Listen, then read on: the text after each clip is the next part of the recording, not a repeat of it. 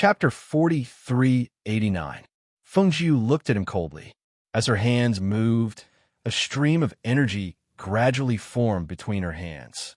It was a stream of energy that was formed from the green glow of the green lotus and the golden glow of the golden lotus. It was like two sides of a Tai Chi diagram that rotated in her hands and gradually condensed. Since ancient times, evil has never triumphed over good. No matter how strong you are, your final destination is only death. A clear and cold voice slowly came out of her mouth. The fire phoenix under her feet let out a cry and flew towards the demon lord in front of it. It used its body of flames to break through the black lotus aura that surrounded the demon lord like a protective shield. Ayo, Shio! Wherever the fire phoenix passed, the black stream of energy would scatter to the sides. The black stream of energy that had condensed in front of the demon lord also let out a bang and quickly dispersed because of the unexpected attack. It was also at this moment that Fengjiu's eyes moved. The energy ball that contained the powerful stream of energy in her hands flew towards the demon lord at a speed that was too fast for the ears to cover. At the same time, she shouted, "Fire Phoenix, dodge!" The fire phoenix flapped its wings and flew into the night sky to avoid the attack. In Fengjiu's space, Mo Chun transmitted the aura of his golden lotus bit by bit to Fengjiu. As he continuously released the power of the golden lotus, his body did not gradually weaken like before. Instead, a faint golden holy light appeared. The golden holy light enveloped him. He did not notice the changes in his body, nor did he notice the changes in the golden lotus he was sitting on. With his eyes closed, a golden light quietly appeared between his eyebrows. The golden lotus gradually weakened and disappeared. When it disappeared into the spirit spring in the space, he, who was enveloped by the golden holy light, also disappeared without a trace outside. The demon lord saw the energy ball carrying the aura of death coming towards him. At that moment, his heart skipped a beat. He felt the aura of death filling the sky, as if it wanted to devour him. Almost without thinking, he clenched his hands together, and the black lotus that had been hidden between his eyebrows also appeared at this moment. His hands quickly formed a powerful protective shield with the aura of the black lotus. When he saw that the energy flow was blocked by the aura of the black lotus, he finally relaxed and raised his head to laugh loudly. "You want to kill me? It's not that easy." Fengjiu's eyes flashed when she saw this. She flew up and gathered air currents in her hands and pushed them towards the energy ball. An endless stream of air flowed through her body and into the energy ball. She watched as the green and golden light in the energy ball grew stronger bit by bit, swallowing the black air currents bit by bit. She looked up at the Devil Lord in front of her. "Today, you have to die even if you don't want to." That voice, like a summons from hell, entered the Devil Lord's ears and crashed into his heart, causing him to widen his eyes in shock. This was because the protective shield formed by the aura of the Black Lotus was weakening bit by bit. It was as if his protective shield was going to shatter in the next moment. Looking at this scene, and then looking at Fengjiu's cold, murderous aura and monstrous aura, the Devil Lord's originally terrified heart gradually calmed down. He stared at her and revealed a strange smile. "I know why you can't wait to kill me." Chapter 4390. Looking at the strange smile on his face, Fengjiu frowned. He had a bad premonition. Immediately, he injected spiritual power into the energy ball in his palm again, wanting to break the demon lord's defensive shield as soon as possible and kill him. "Fengjiu." The demon lord stared at her, revealing an inexplicable smile. "This lord has fought with you for so long, and I thought that I would kill you all.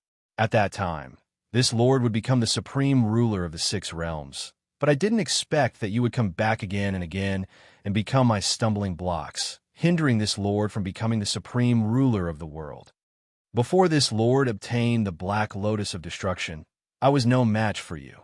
After this lord obtained the Black Lotus of Destruction, obtained the power hidden in the Black Lotus, and cultivated the Black Lotus technique, this lord always felt that this time, even if you and Xianyuan Mo's joined forces again, you would still be no match for this lord. However, in order to prevent any accidents, this lord decided to kill one of you first, but unexpectedly. Your luck is always so good. His blood-red eyes swept past Fengjiu and fell on Xin Yuanmo's. Just a little bit more, and Xin Yuanmo's heart would be dug out. Just a little bit more. Perhaps, from the moment the ancient golden lotus fell into your hands, this lord was destined to always lose to you. But ha! He smiled sinisterly, staring at Fengjiu, and said, since this lord will lose to you no matter what, then this lord will give you a big gift, even if it means sacrificing my life. Fengjiu's heart sank and asked, what do you want to do? Ha ha ha ha. You will know soon. He no longer used the power of the Black Lotus of Destruction to protect the defensive shield. Instead, he tore open his shirt, revealing his chest that was covered in old wounds. His blood-red eyes stared at Fengjiu with a hint of madness in them. He used his finger to pierce his own heart, offering the blood of his heart as a sacrifice. Blood gushed out from his heart, dripping bit by bit. However, it did not drip to the ground. Instead, every drop of blood condensed under his feet, connecting together as he drew a strange imprint with his finger that was stained with his heart's blood, releasing powerful black light. In the air, the chi of the Black Lotus, which had been weakening, began to surge under the effect of his heart's blood. The chi of death on the corpses on the ground was sucked into the strange formation, and the Black Lotus in between the demon lord's eyebrows also flew out of his body and hovered in front of him. A powerful airflow surged in the air, whistling, and a gust of wind suddenly rose, whistling. In the corner below, the Qilin beast and the silver wolf stood in front of the three children and Xin Yuanmo's, blocking the powerful airflow for them. The gust of wind blew, and the robes of the corpses on the ground fluttered. Even the corpses seemed to show signs of being blown by the strong wind blade. Hauer held the two children in his arms, half lying on the ground, so that they would not be blown away by the strong wind blade because of their small size. They looked up and saw the two airflows in front of them colliding with each other, stirring up countless airflows. Suddenly, the blood under the demon lord's feet seemed to have a life of its own. With a flash of light, it moved from under his feet to the side of the sky, forming a strange formation in the sky like stars. Chapter 43:91. The dark aura on his body surged, and the bloodthirsty smile on his lips was strange and fierce. His voice was sinister and crazy. I will make you beg for what you want, but can't get it. I will make you lose what you value the most. I will make you live in pain and regret. Ha ha ha ha. He raised his head and laughed wildly. A gust of wind surged around him.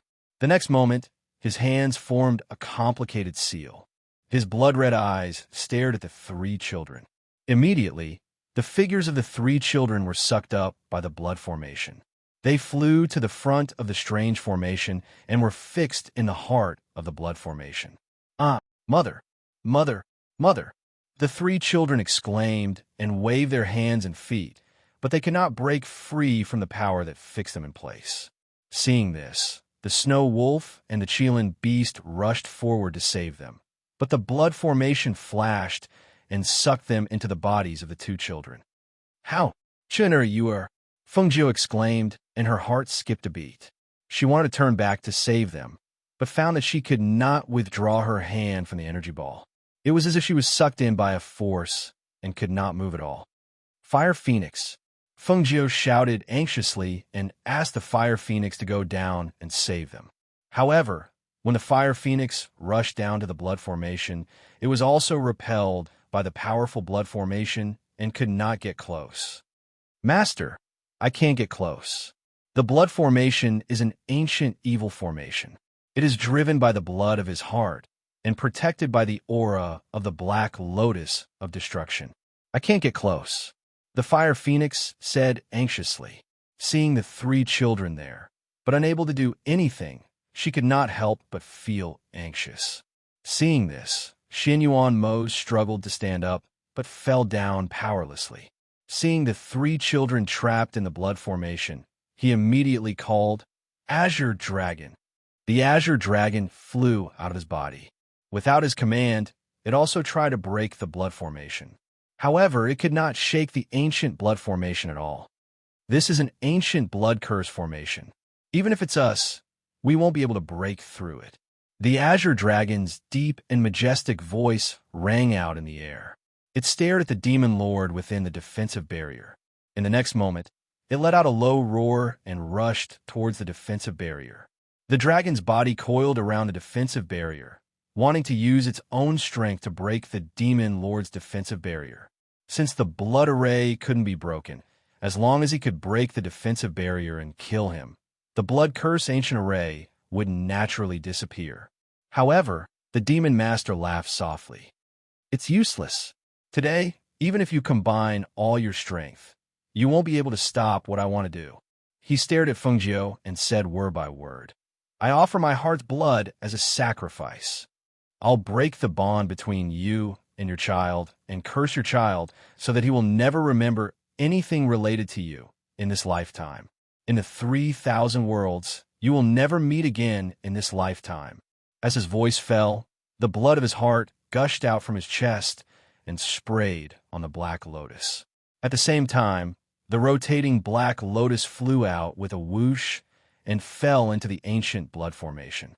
At the same time, a dark light surged and a devilish black hole appeared.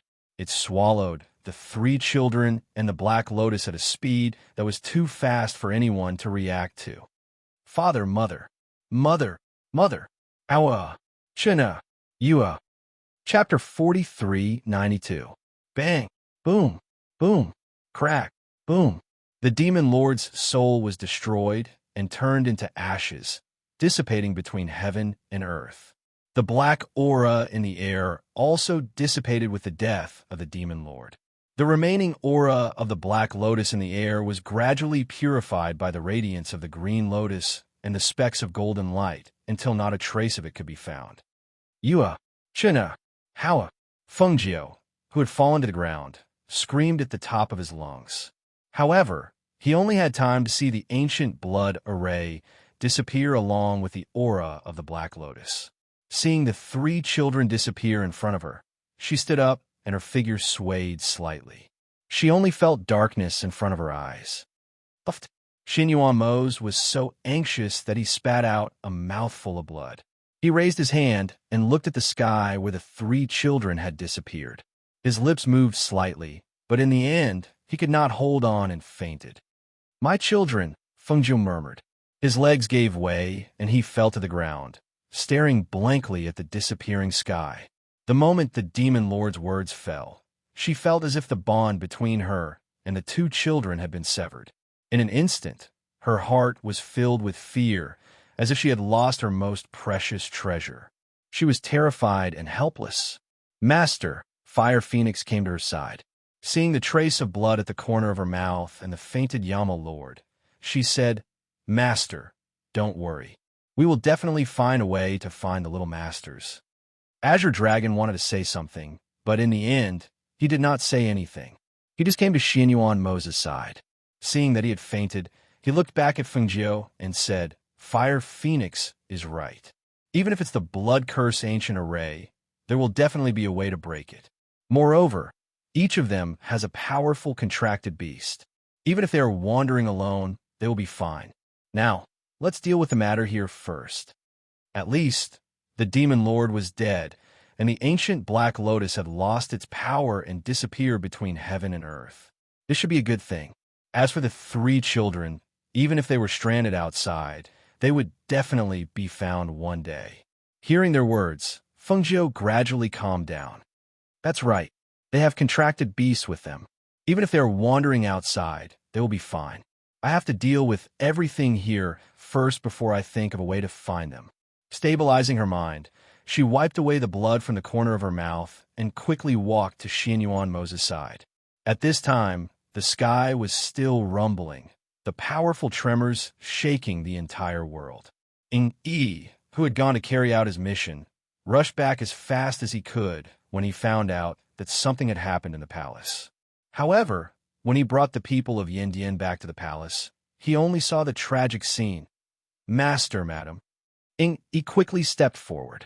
When he saw Feng Jiu helping his seriously injured master up, he hurriedly helped to support him. He looked around and saw that among the corpses on the ground, there were demonic cultivators and familiar shadow guards. He clenched his fists tightly. "Madam, I'm sorry I came back late.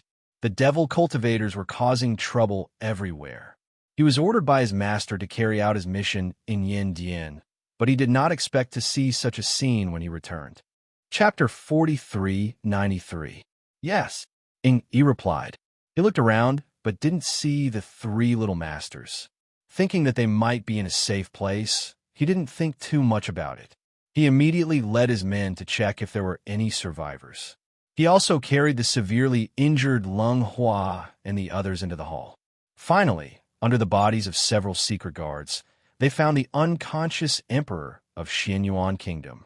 "Quick, take them all back to the hall," he ordered. He quickly mobilized his men and sent a message to Du Fan and the others, asking them to come quickly. After everything was arranged, he saw the Azure Dragon and the Fire Phoenix perched on the roof of the hall. Seeing the two ancient mythical beasts silently looking at the night sky, he felt strange. He thought that they were worried about the chaos in the palace. So he said, "You don't have to worry. Now, in all the realms, except for the evil spirit cultivators, no one dares to provoke Master and Madam." The Azure Dragon glanced at him and didn't say anything. The Fire Phoenix also glanced at him and didn't say anything. Perhaps because of the heavy atmosphere, Ing Yi asked, "Did the Devil Lord escape or die?" The situation in the palace was so tragic. Did the Devil Lord escape or die? The Devil Lord is dead. The power of the Black Lotus was used up, and it withered and disappeared. The Fire Phoenix said, squatting on the roof of the palace, watching the rumbling in the sky gradually calm down. The dark clouds dispersed, and a little starlight appeared in the night sky. She said, "The three little masters are also gone." Hearing this, Ing Yi's face changed. "What do you mean? Aren't the three little masters in a safe place? How could they be gone?" The Fire Phoenix knew that its master didn't want to talk about the disappearance of the three little masters, so it told him everything that happened tonight. Finally, it said, "Only when Du Fan and the others came did you tell them to comfort my master, lest she be too worried." Seeing that there was no one else, Ing Yi asked, "But doesn't Madam have a space? Why didn't she send the three little masters into the space? If I had sent it into the space, maybe this wouldn't have happened." Hearing this, the Fire Phoenix's gaze sharpened. She swept a cold glance at Ing Yi. "Are you blaming my master?" "I don't dare. I don't mean to blame Madam, because I know that Madam cares about the safety of the three little masters more than anyone else. I just—" He lowered his eyes and sighed. He just didn't expect such an outcome. In his opinion, perhaps such an outcome could have been avoided. Fire Phoenix coldly snorted and said, "In this world, no one cares more about the safety of the three little masters than the master. However, under such circumstances, it was impossible for the master to send the three little masters into the space. He also didn't expect such a result. Now that it has happened, it's not time to look into the problem, but to find a way to solve it." Hearing that, Ing Yi's eyes lit up. The three young masters all have communication jades. Maybe it won't be hard to find them. Saying this, he turned around and walked into the palace, saying, "I'll go to the palace and have a look. When Du Fan and the others come, we'll try it together." Seeing him leave quickly, the Fire Phoenix didn't say anything. She glanced at Azure Dragon and asked, "What do you think?" Chapter 4394. The Fire Phoenix snorted in annoyance and said, "I know that the ancient blood curse is not that simple. That's why I'm asking you if you have any ideas." "No," the Azure Dragon said. Then can we find them and bring them back?" The Fire Phoenix asked uncertainly. "I don't know." The Azure Dragon narrowed his eyes. "If you don't know, then why did you say that to my master?" The Fire Phoenix's temper flared up and it roared at the Azure Dragon. The Azure Dragon glanced at it and said, "Didn't you also comfort her in the same way?" Hearing this, the Fire Phoenix felt its breath stuck in its throat, and it couldn't move up or down. It took a deep breath, and its body flashed, and it turned into a ray of light and flew towards the palace. Du Fan and the others arrived at the palace in the middle of the night. When they arrived, the first person they saw was Ying Yi. When they saw Ying Yi, they strode forward and asked, "What happened? Why did you ask us to rush over in such a hurry?" Ying Yi looked at them and said, "The demonic cultivators are causing trouble everywhere. I was ordered to go to the Hall of Hell to arrange a mission. When I came back, I found out." He told them everything that happened tonight and finally said, "I didn't experience it and I didn't see it with my own eyes. What I know is what the Fire Phoenix told me."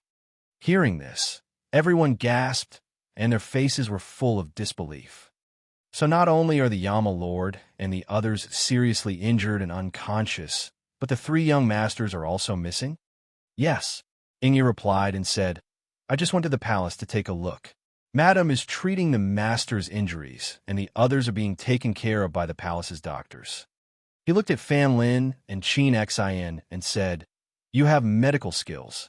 It's best if you go and take a look at Lung Hua and the others. Their injuries are very serious, and I'm afraid that ordinary medicine won't be able to cure them. Take us to see them first." Fan Lin said to Ying Yi and then said to Du Fan and the others, "Go and take a look at the master. Qin Xin and I will go and see Lung Hua and the others first." Du Fan thought for a moment and said, "We'll go with you. Let's take a look at Lung Hua and the others first. After that, the two of you stay here. We'll go to Master's place." "All right." Fan Lin looked at Ying Yi and motioned for him to lead the way, and the group hurried inside. When they arrived at where Lung Hua and the others were and saw the wounds all over their bodies, they couldn't help but feel their hearts in their mouths. In order to take care of them, Lung Hua and Hui Lang were arranged to be in the same room. There were countless wounds on their bodies, but the most fatal ones were not the visible ones on their bodies, but the invisible ones inside their bodies. The doctors in the palace have seen them and said that the visible injuries on their bodies were not fatal. What made them on the verge of death were the invisible injuries in their bodies. I have already let them take the night in to preserve their life force," Ying Yi said, retreating to the side. Fan Lin said to Qin Xin, "Go and check on Lung Xuan. Leave this to me." "Okay," Qin Xin responded and went to the other room next door. The two of them had followed Fengjiu for a long time, so their medical skills were not bad. Most importantly, they had a lot of panaceas. Therefore, after checking the serious injuries in their bodies, they fed them a life-saving elixir. After checking on them, Du Fan and the others saw that Fan Lin and Qin Xin were there. They left first and went to the place where their masters were. However, when they learned that the three little masters had disappeared without a trace, their hearts were very heavy. Chapter 4395. On the other side of the palace, Feng Zhu slowly retracted her hand and watched as the wound on Xianyuan Mo's chest healed at a visible speed. Only then did she let out a soft sigh and leaned against the headboard to rest. She stared blankly at Xianyuan Mo's, who hadn't woken up yet. She closed her eyes to rest, and her body gradually relaxed. However, the moment she closed her eyes, she seemed to have sensed something and suddenly opened her eyes. "Emo-chun," she called out, but received no response. She then flashed into the space. When she saw that the golden lotus in the spiritual spring had disappeared, she was slightly startled, then relieved. He once said that when the golden body was completed, the golden lotus and he would disappear at the same time and return to his master's side. Although she did not know what had triggered him and caused his golden body to be completed earlier, at least this was a good thing. She turned and left the space. She heard the voices of Du Fan and the others outside, so she walked out and sat down in the outer room. She poured herself a cup of water and called out, "Come in." Du Fan and the others outside heard her voice and looked at each other before walking in. They pushed the door open and walked in. They saw their master sitting at the table drinking water. She had not had time to change her clothes, and she looked slightly tired. "Master, we are late." They all knelt down at the same time. "Get up," Feng Zhu said as she put down the cup in her hand. She said, "Even if you are here, what can you stop? All of this will still happen." Hearing this, they looked at each other and stood up. "Master, we will definitely find the three young masters." Feng Zhu did not speak. She poured another cup of water and drank slowly. No one knew what she was thinking. Seeing that she did not speak, Du Fan and the others were worried. Thus, Du Fan asked, "Master, how is the Yama Lord's injury?" "The injury is no longer serious, but he has not woken up yet. You can go and take a look," Feng Jiao said. "Then let's go in and take a look at the Yama Lord." They walked inside and saw that the Yama Lord was lying on the bed. His breathing was calm and his wounds had healed. Only then did they turn around and leave. "Master, you should rest first. We'll take care of the rest," Du Fan said, looking at her. "All right, go ahead." Feng Jiao didn't say anything else, or rather, he didn't have the strength to say anything else. Each of them was capable of handling matters. As long as they came over, they would know what to do without any instructions. Du Fan, Qi Kong, and the others retreated, while Bai Qingsheng and Yi Feifei stayed behind. They saw that she hadn't changed her clothes or treated her wounds, so they prepared a bath for her. "Mistress, you should take a bath first. The wounds on your body need to be treated as well," Bai Qingsheng said as she looked at her worriedly. "I got it. You guys can leave now," Feng Jiao said as she asked them to leave. She walked towards the big bathtub in the cubicle, took off her clothes, and sank her whole body into the water. Outside, Yi Feifei looked into the room worriedly and whispered, "Is Mistress really okay? She doesn't seem to be in a good condition." Bai Qingchang sighed softly. "The 3 young masters are missing. How can she be in a good condition? But don't worry too much. Mistress will adjust." Chapter 43-96. The sky was gray and the sun had not risen yet. In a mortal world far away from here, in a forest deep in the mountains, Hao, Mu Chun, and Mu Yu were sleeping on the grass. Because of the hazy sky and the fact that they were deep in the mountains, several gray wolves noticed the 3 of them. They bared their teeth and drooled as they approached step by step. However, they seemed to have sensed something and suddenly stopped and howled. "Oh!" The wolf's howl rang out in the deep mountains and old forests, echoing in the air and dissipating with the breeze. Not long after, a wolf king leaped over and landed steadily beside the 3 children. It sniffed carefully and finally bent its front hooves and knelt down, letting out a low howl. Seeing the wolf king kneel down, the few wolves behind it also knelt down and whimpered softly, perhaps because the wolf's howl rang in their ears. Hao was the first to regain consciousness. Lying on the grass, he opened his eyes. For a moment, there was confusion in his eyes. Hearing the wolf's howl, he quickly sat up and saw 7 or 8 wolves surrounding him. There was also a larger wolf king. At this moment, they were all kneeling on the ground and looking at him. "Go away," he shouted coldly and waved a branch at the side. The wolves were shocked and quickly retreated. They quickly left and hid in the grass far away to stare at him. Seeing the wolves leave, He then looked at the 2 identical children lying beside him.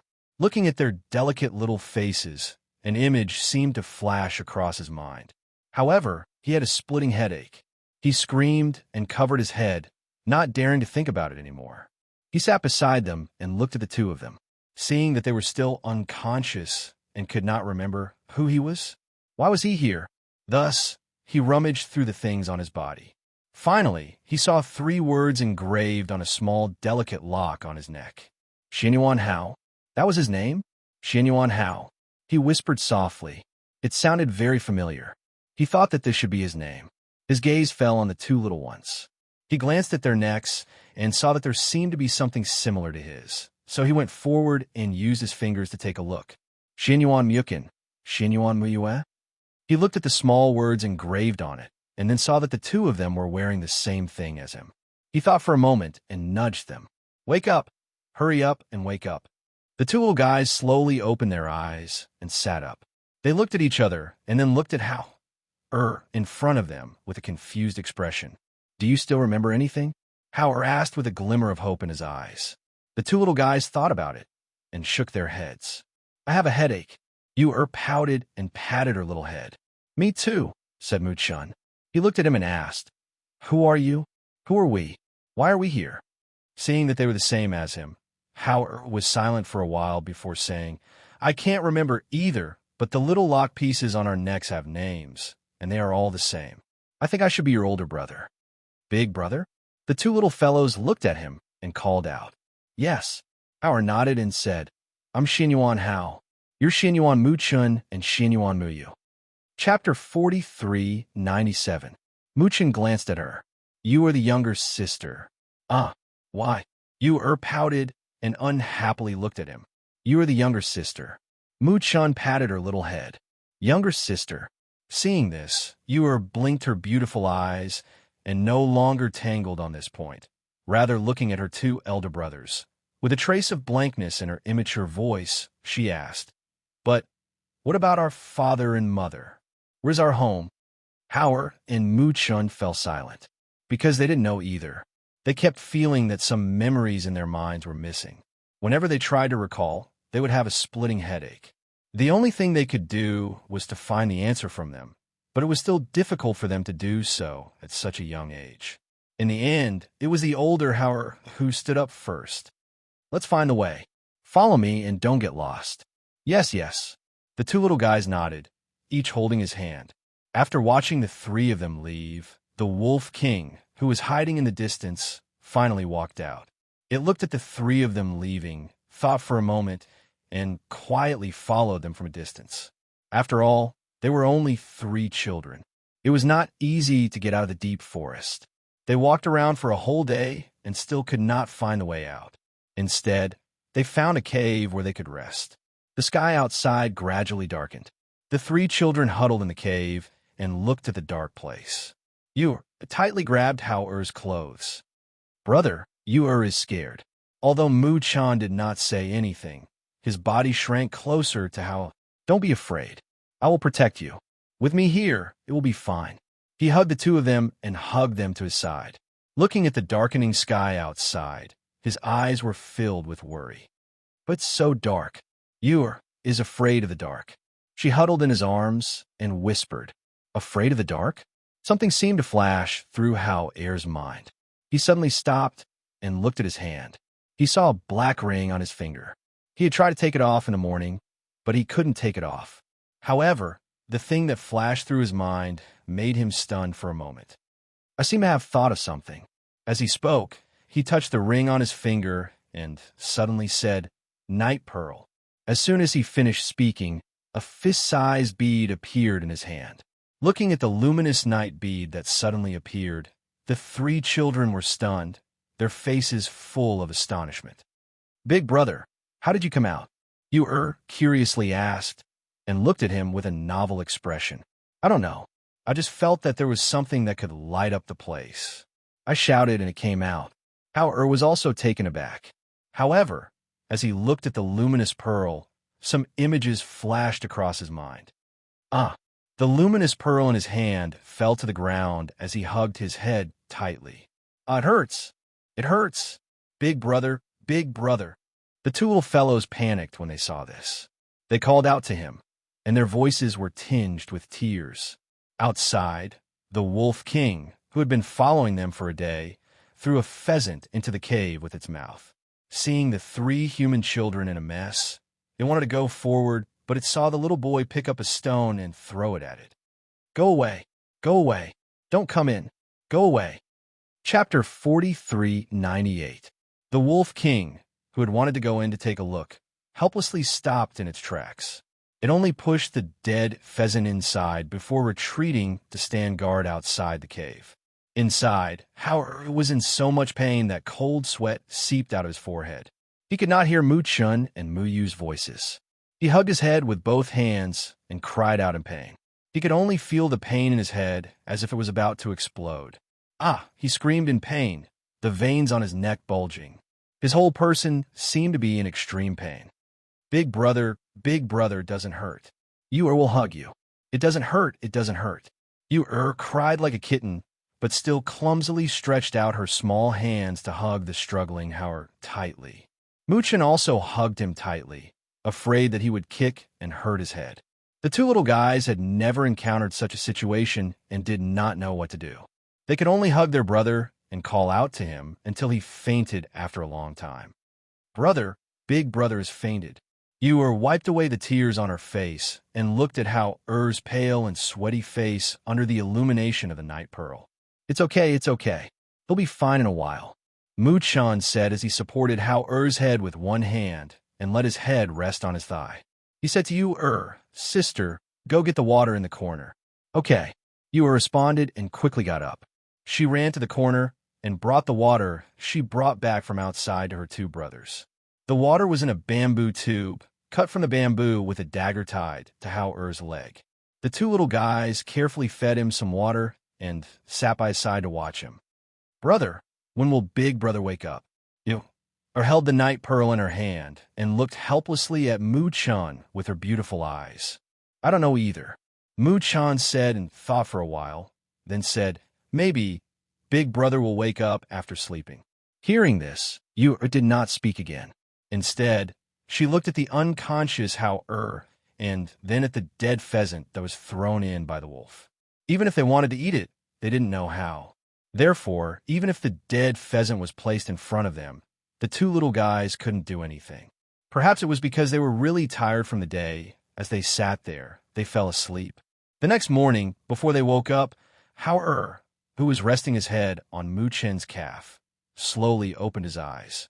At this moment, there was no confusion in his eyes, only a calm light that was different from other children his age. As he slept, he looked at the two little faces beside him and was startled. He hurriedly sat up and looked at the two little fellows who were covered in dirt and sleeping soundly against the wall. He could not help but feel a tug in his heart. Father, mother, in deep sleep, Ur murmured. This made Ur, who was about to stand up, pause for a moment as he recalled those scenes in his mind. No, father, mother. Ur cried out in alarm and jumped up. Opening her eyes, she saw Ur was standing in front of her. Seeing that he had already woken up, she happily threw herself forward. Big Brother, you're awake? Are you feeling better? Does your head still hurt? The little one hugged him tightly and asked several questions in a row. Chapter 43:99. Without their parents by their side, their older brother had become their pillar of support. The two were very dependent on him. Ur hugged Ur and gently patted her back, comforting her. It's okay, I'm fine. Don't worry. But you scared us to death last night. Ur and Big Brother kept calling you, but you didn't hear. Ur saw that the veins on your neck were bulging, as if you were in pain. Ur pouted, and her eyes were slightly red. It's okay, it's okay. Big Brother is fine. It's my fault for making you worry. As he spoke, he looked at the two of them and hesitated for a moment before saying, Little brother, little sister, I just remembered something. The two little guys widened their eyes. Big Brother remembered? Why did Big Brother remember, but we didn't? Ur held Ur's hand and sat down. He looked at the two and said, I guess it's because of our bloodline. My bloodline is different from yours. How is it different? Aren't you our brother? The two little guys asked, puzzled. I was adopted by father and mother. You two are biological, so your bloodline is naturally different. Ur continued. As for the other reasons, I don't know. Moreover, I only remember some things, but I didn't remember everything. Then, who are our parents? Where are they? Muchan hurriedly asked. Ur glanced at him, shook his head, and said, I don't know. I can't remember. I only know that our parents were very powerful, but I can't remember their faces or their names. However, I know that they taught me how to read, write, and cultivate. Ur was slightly startled as he spoke. Scenes flashed through his mind. Those gentle and loving voices were very clear in his memory, but when he wanted to see their faces clearly, he couldn't see anything. Then what should we do? Are we unable to find our way home? Father and mother will be worried if they can't find us. Ur's soft voice carried a trace of helplessness, looking pitiful. It's okay. Big Brother will protect you. Big Brother will bring you home. Ur held their hands with a serious expression on his little face. I will definitely remember everything. There were some things that he didn't tell them. It was the last part of his memory. That demon lord had sent them into an ancient blood curse array. Those vicious words were still echoing in his ears. He thought that the reason why Ur and Ur didn't want to come must be because they were his parents' flesh and blood. The blood curse had sealed their memories, making them unable to remember. Moreover, in his memory, they were able to cultivate, but from the moment he woke up, he discovered that the spiritual power in his body was extremely weak, and he couldn't find a trace of Chun-Er and Ur. He did not know what had caused this, but at the very least, he could still sense the aura of spiritual energy. That was enough because in that spatial ring, there were things that could be used to contact their parents, as well as many life-saving things that his mother had given him. Chapter 4400. Here, eat a fruit. He handed the fruit to each of them. The two little guys looked at him, taking out a few fruits from that dusty ring, and couldn't help but widen their eyes in curiosity. Mu-Chun looked at the ring on his finger and asked, "Big brother, do I also have fruits in this ring?" How? Glanced at his space ring. Perhaps because his spiritual power was sealed, his space ring was also dusty without the slightest luster. The difference was that his ring still had a trace of spiritual power, while Mu-Chun's was completely undetectable. Your spiritual power should be sealed. As long as you unseal it, you can also take things out from the space ring. Howard explained. Then what about me? Ur quickly asked, "Why don't I have it?" "Yours is here." He pointed to an inconspicuous small bracelet on her wrist and said, "Your things are all in here. You have to remember, you can't lose anything on your body. Those are all given to us by our parents. Also, the space ring and space bracelet, you can't tell anyone about them." This morning, Howard told them a lot of things and also taught them a lot of things. When he heard their stomachs growling, he said, "Let's stay here like this for now. Wait for me to cultivate for a few days and increase my strength a little, then I'll take you out." Okay. The two little guys nodded in agreement. "Big brother, last night, that wolf brought that dead chicken here." Ur pointed to the already stiff chicken at the entrance of the cave and whispered, "Ur wants to eat meat, but Ur doesn't know how to cook." She lowered her head and played with the corner of her clothes with her little fingers. Howard thought for a while and gritted his teeth. "Let me try." Hearing this, the two little guys' eyes lit up. "Big brother knows how to cook? I've seen mother cook and also eaten her roast chicken. It's very delicious." Howard revealed a smile and immediately brought them outside. Once they were outside, even if the wolves were hiding in the dark, Howard could still detect them at a glance. He looked at the pheasants that had already stiffened at the entrance of the cave, and then at the wolves that were hiding. He thought for a while and said, "Catch me 2 more pheasants." Fearing that the wolves wouldn't understand him, he walked to the entrance of the cave and waved the stubborn pheasant. This one. When the two little fellows heard his words, they couldn't help but look at each other. Just as they were puzzled, they heard rustling sounds coming from the forest. Then, a few wolves scurried away. Not long after, they came back with 2 freshly killed pheasants. "Big brother, how come those wolves listened to your words?" Ur curiously asked. Howard smiled and said, "My contracted beast is a silver wolf. They must have sensed the aura of the Wolf King on me. All right, let's go pick up the branches." He took the 2 little fellows to pick up some branches in the surroundings.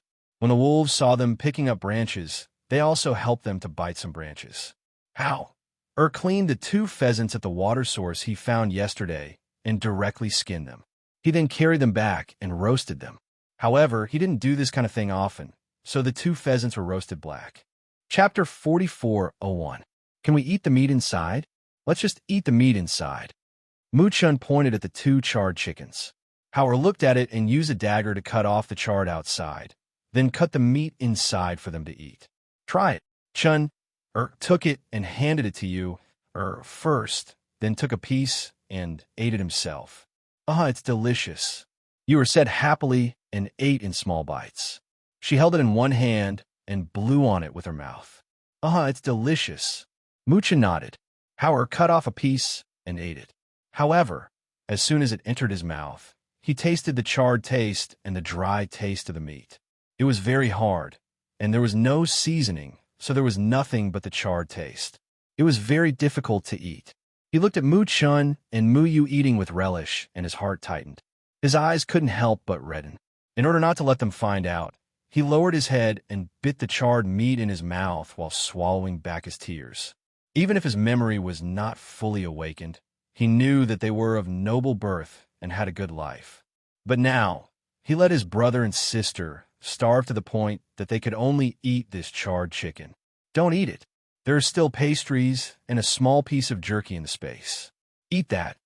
He reached out and took the meat in their hands and threw it into the extinguished fire. The two little guys looked at him and saw that his eyes were slightly red. They couldn't help but ask worriedly, "Big brother, what's wrong? Eat this. This can't be eaten. Throw it away and don't want it." He threw away the two burnt chickens and stuffed the pastries wrapped in paper into their arms, along with a small piece of jerky. Looking at the things in their bosom, the two little fellows hesitated for a bit. Then Ur softly said with her immature voice, "But we can't go out. Are we going to wait until we are very, very hungry to eat these?" "It's okay. Eat it first. We'll think of a way after eating," he said and let them eat. Seeing this, the two little guys looked at each other. So, Chinur divided the small piece of jerky into 3 pieces and handed one piece to Hao-er. "Big brother, you eat too." As he spoke, he took some pastries for him. "I don't eat jerky. I only eat few pieces of pastries," Hao said, then handed over the jerky to you. "Ur doesn't want to eat. Big brother eat." Ur shook her little head and pushed back. "Big brother, you eat. Let's share it." Chun-er looked at him and said. Hao shook his head and said, "This piece of jerky isn't ordinary jerky. It's spirit beast meat. Eating it will be good for your body." He divided his piece of jerky into 2 portions and handed it to the two of them. "Eat this and see if you can stimulate the spiritual power in your body. I'll give you some pills later." The two little guys looked at each other. Seeing they didn't want to eat, they took the jerky and asked, "Big brother, will we be able to go back to find father and mother after we have spiritual power?" Hearing them mention father and mother, a picture flashed through Hao-er's mind. He came back to his senses and said, "You and I are the same. Both of you have contract beasts, but your spiritual power is sealed.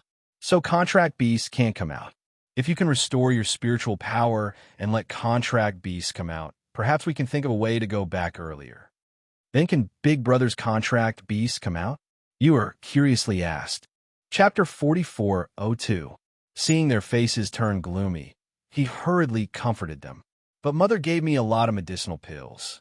Maybe some of them can come in handy."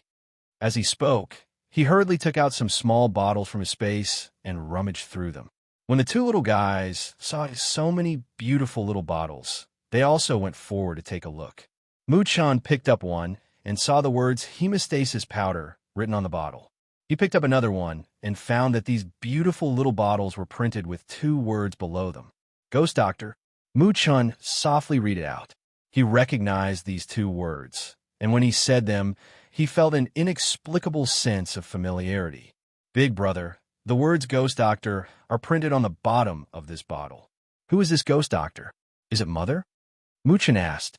Something seemed to be faintly floating in his mind, but when he thought about it carefully, his head started to hurt again. Ouch! He put down the bottle and hugged his head with both hands. "Little brother." Hao-er hurriedly went forward and hugged him. "Don't think about it. You can't break the seal now. Don't think about it." Mu-chan gradually calmed down. A layer of cold sweat seeped out of his forehead as he looked at the bottle. "But I feel that the Ghost Doctor on this bottle and these medicines are related to Mother. These medicines were refined by Mother and given to me by her. The Ghost Doctor should be referring to her." Hao stared at the bottle and said, "It's just that I don't know where we are now, but I know that our home is in the Phoenix Dynasty." The moment Mu-chan said the Ghost Doctor, that red figure once again appeared in his mind. Scenes flashed by, one name after another, but only their names were missing. "Big brother, then when are we leaving here? Let's go out and find our way.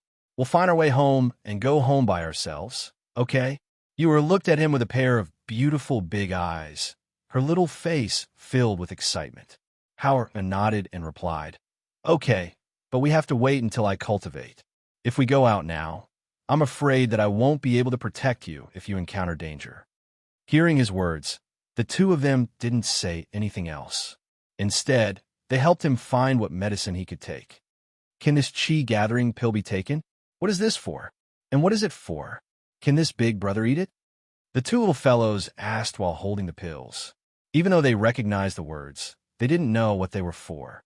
Meanwhile, in the palace of the Xianyuan Empire. Xianyuan Mose watched as Fengjiu flipped through books all day, trying to find a way to break the ancient blood array. She had lost a lot of weight. He sighed softly, walked up to her, and took the book from her hands. Don't look anymore.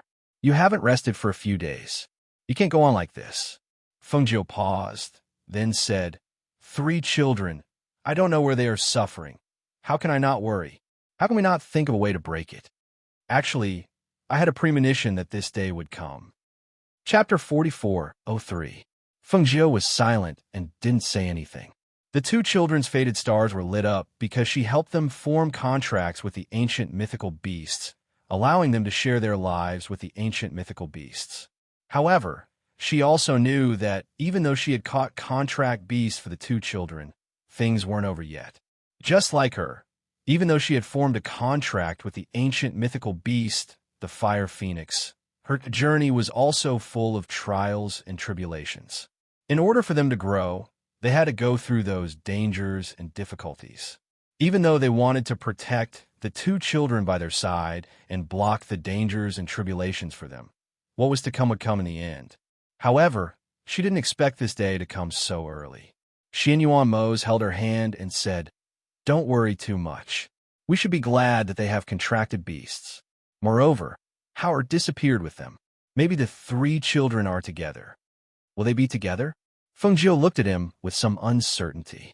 He held her hand tightly and said, Don't worry. They have a lot of good fortune and will definitely turn misfortune into blessing.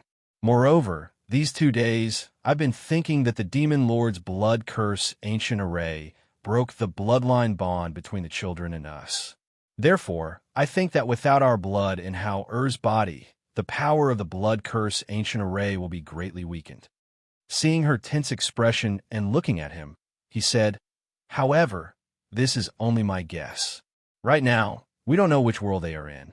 Therefore, I think that instead of waiting here, we should go out and look for them.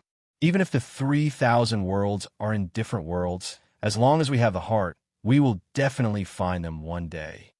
Okay, let's go out and look for them. We'll look for them one by one. She stood up and said, I'll pack up and prepare now. With that, she turned and walked into the room. Xianyuan Mose didn't stop her. He only looked at her figure entering the room and then withdrew his gaze. Half of what he said was to comfort her, and the other half was his guess. Where are the 3 children now? None of them knew. These days, they had tried many methods, but to no avail. There was no response from the communication jades that he sent to the 3 kids. He hadn't heard from them in the past few days, but Fengjiu was getting thinner day by day. He knew that he couldn't let it go on like this. Instead of letting her stay here and wait, flipping through books all day long, it would be better to take her everywhere to search. At least this way, she would have a trace of hope and expectation every day. Yama Lord. Du Fan walked in and bowed to him. You came at the right time. I have something to tell you. As Xianyuan Mose spoke, he looked at him and said, It's already been a few days since the 3 children's matter. The Feng Manor still doesn't know about it. Go back personally and tell them about it. As for the Black Tortoise Sovereign, Ajio and I will go there personally. Also, Ajio and I plan on going out to look for the children. There's no need for you to follow. Hearing this, Du Fan was slightly startled. Yama Lord, do you only plan to leave with my master? Why don't you bring 1 or 2 people with you? Chapter 44:04. Okay, I know. Seeing that he had made up his mind, Du Fan didn't say anything more and retreated after giving a salute. On the other side, the 3 children were still in that deep mountain. They had already stayed here for several days and gradually got used to the environment here. It was worth mentioning that in these few days, had been practicing his barbecue skill. Although he couldn't make the barbecue taste like the barbecue his mother made in his memory, but compared to the first time, he had already improved a lot. They also didn't need to go hunting because that Wolf King would bring them prey. Because he was worried that he couldn't protect the 2 little ones, Howard also taught Shin'er and Yer to practice these few days in addition to his own practice. However, their spiritual power was unable to recover, so he could only teach them some martial skills. Big brother, I seen I've learned this before, I know it. Chino looked at the set of fist techniques he was making and felt very familiar. Immediately, He followed suit and made every punch just right. Daddy should have taught you before. This fist technique was taught to me by Daddy. How? Said with a smile on his little face. Ewer seems to know it too. Ewer said with her little head tilted and also followed suit. Well, you two practice by yourselves. I'll go over there and practice under the tree. You two don't go too far. If there's anything, just call me. Howard told them to practice by themselves. He went over to the tree, sat down cross-legged, and closed his eyes to practice. The two little guys also practiced seriously because these days their big brother told them that their daddy and mommy weren't by their side. If they encountered bad people, they had to think of a way to protect themselves. Therefore, they had to practice well and couldn't be lazy. In the deep mountain forest, the climate was relatively humid. Although there was sunshine, but the air was always a bit more damp. The two children practiced for the whole morning. Their clothes were wet with sweat and felt very uncomfortable. Because they didn't wash, it was more like something was biting their body. Big brother, Ewer is itchy here. Ewer slightly twisted her little body and wanted to scratch her back, but she couldn't. Here. Chinner helped her scratch the itch and asked. No, a little more to the left, a little more. Yes, it's right there. The little one's beautiful eyes curved into crescents as he smiled. So comfortable, big brother, grab again, grab again. Ewer giggled. Seeing this, Chinner said, I'll take you to wash up. It won't itch anymore after I wash it. Bathe? But the water there's very small, so you can't bathe there. You? Said while looking at her brother.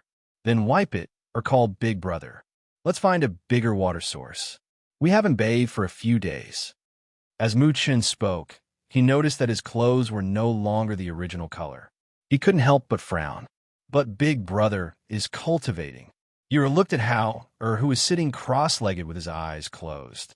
Thinking for a bit, she said, How about we go by ourselves? Mu-Chin was a little tempted, but in the end, he shook his head. Big brother will be worried if we go alone. He said that we have to tell him where we are going, or he won't be able to find us. Then let's go and call big brother. Ewer trotted forward. Big brother, Ewer wants to take a bath. Chapter 44:05. Okay, let's go look. After we find it, we'll take a bath and leave this place. He stood up and looked around. Wolf King, come here. At the same time, he waved his hand. When the Wolf King heard his voice, it crawled up from the grass. Seeing him waving at it, it paused for a moment before carefully walking over and howling in a low voice. Lie down. Howl. Patted its rear, and the Wolf King lay down. Come, sit on its back. We'll ride it to look for it. As Hao spoke, he carried Chun-Er to the front and then carried Ewer to sit on it. He sat at the back. Little brother, hold on to its fur and don't fall. You have to clamp its body with your legs. Hao taught him from behind. Okay. Mu-Chin responded and lay down slightly.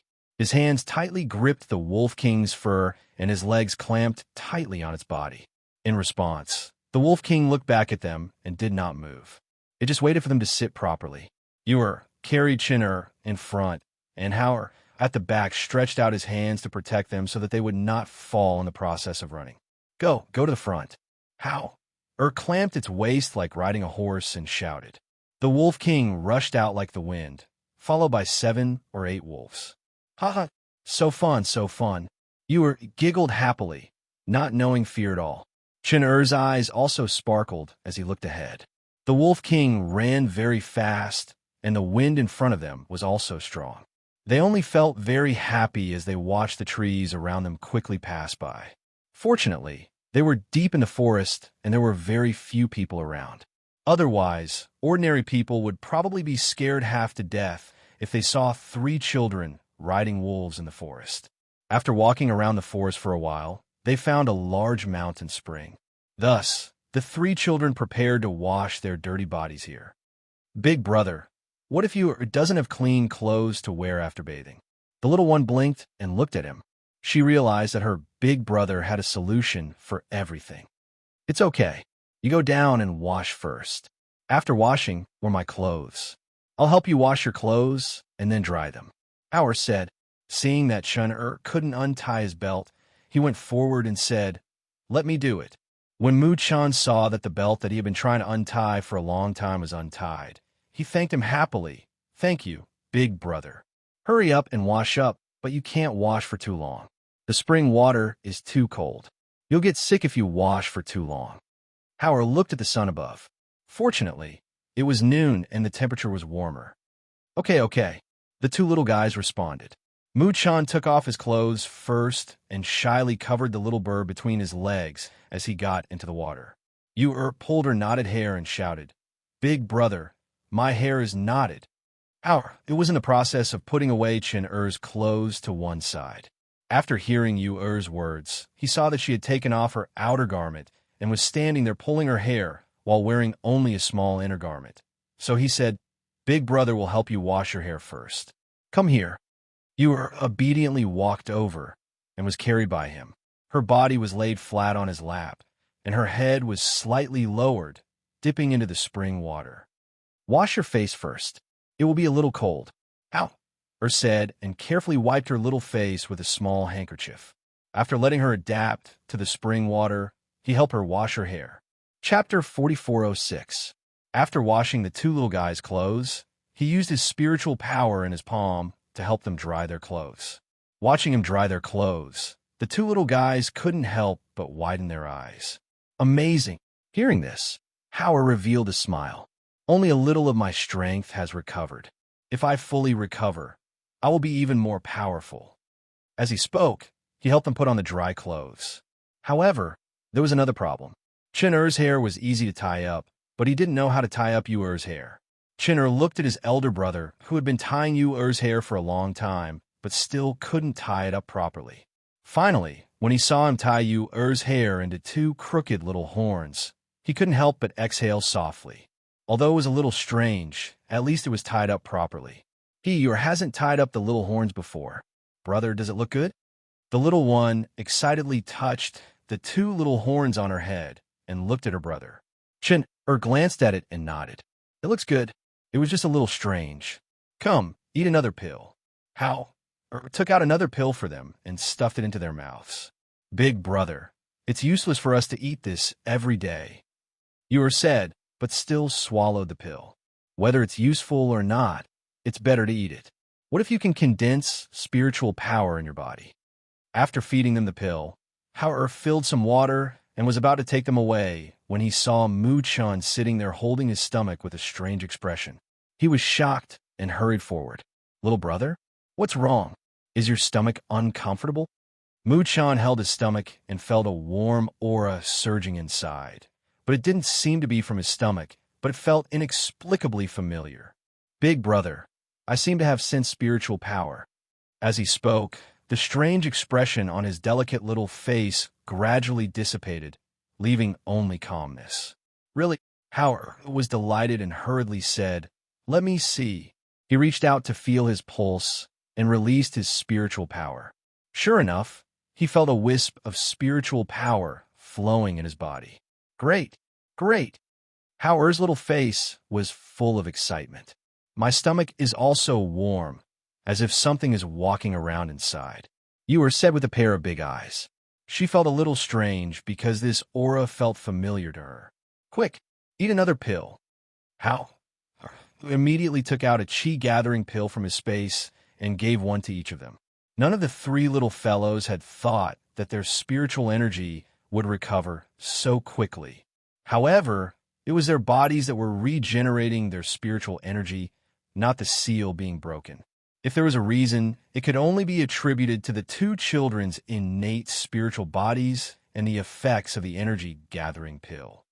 Originally, they planned to find a way to leave today, but because Mu-chun and Mu-yu sensed spiritual energy again, their journey was delayed again. Today, they didn't leave. Instead, under Howard's guidance, they re-practiced the most basic cultivation techniques. Chapter 4407. The Wolf King looked at him and walked forward. With a low howl, it lay down in front of him. Howard patted the Wolf King's head and said, "Thank you for these days. This pill is for you." He stuffed the pill into the Wolf King's mouth. It wasn't a rare medicinal pill, but it was a medicinal pill refined by his mother. It could be considered as a reward for the Wolf King protecting them and hunting for prey for them these past few days. Oh, The Wolf King swallowed the pill and excitedly howled. It rubbed its head against his palm. Howler withdrew his hand and led the two little guys along the mountain path. The Wolf King watched from behind until they could no longer be seen. It howled 3 times and leaped back into the mountains. The 3 children walked along the mountain path until noon. The scorching sun above their heads made them sweat from time to time. Thus, the 3 of them rested under a tree by the roadside. "Little sister, drink some water." "How?" Took out some water from his space and handed it to her. After Ur finished drinking, she handed it back to him. "Big brother, drink too." "Little brother, drink some water." "Drink more." How passed the water to him. After he drank it, he drank some himself and took out some dried meat for them to eat. After resting, the 3 of them continued walking. However, after walking for a while, Howard noticed that Ur was walking with a slight limp. He stopped and asked, "Little sister, what's wrong with your foot?" Ur hesitated for a moment before whispering, "My foot hurts." "What does it hurt? Let me take a look." "How?" said, and led her to the side of the road to sit down. He helped her take off her boots and socks. His little face tightened. He saw that there were 3 or 4 bloody blisters on her white and tender feet. Each blister was the size of a finger.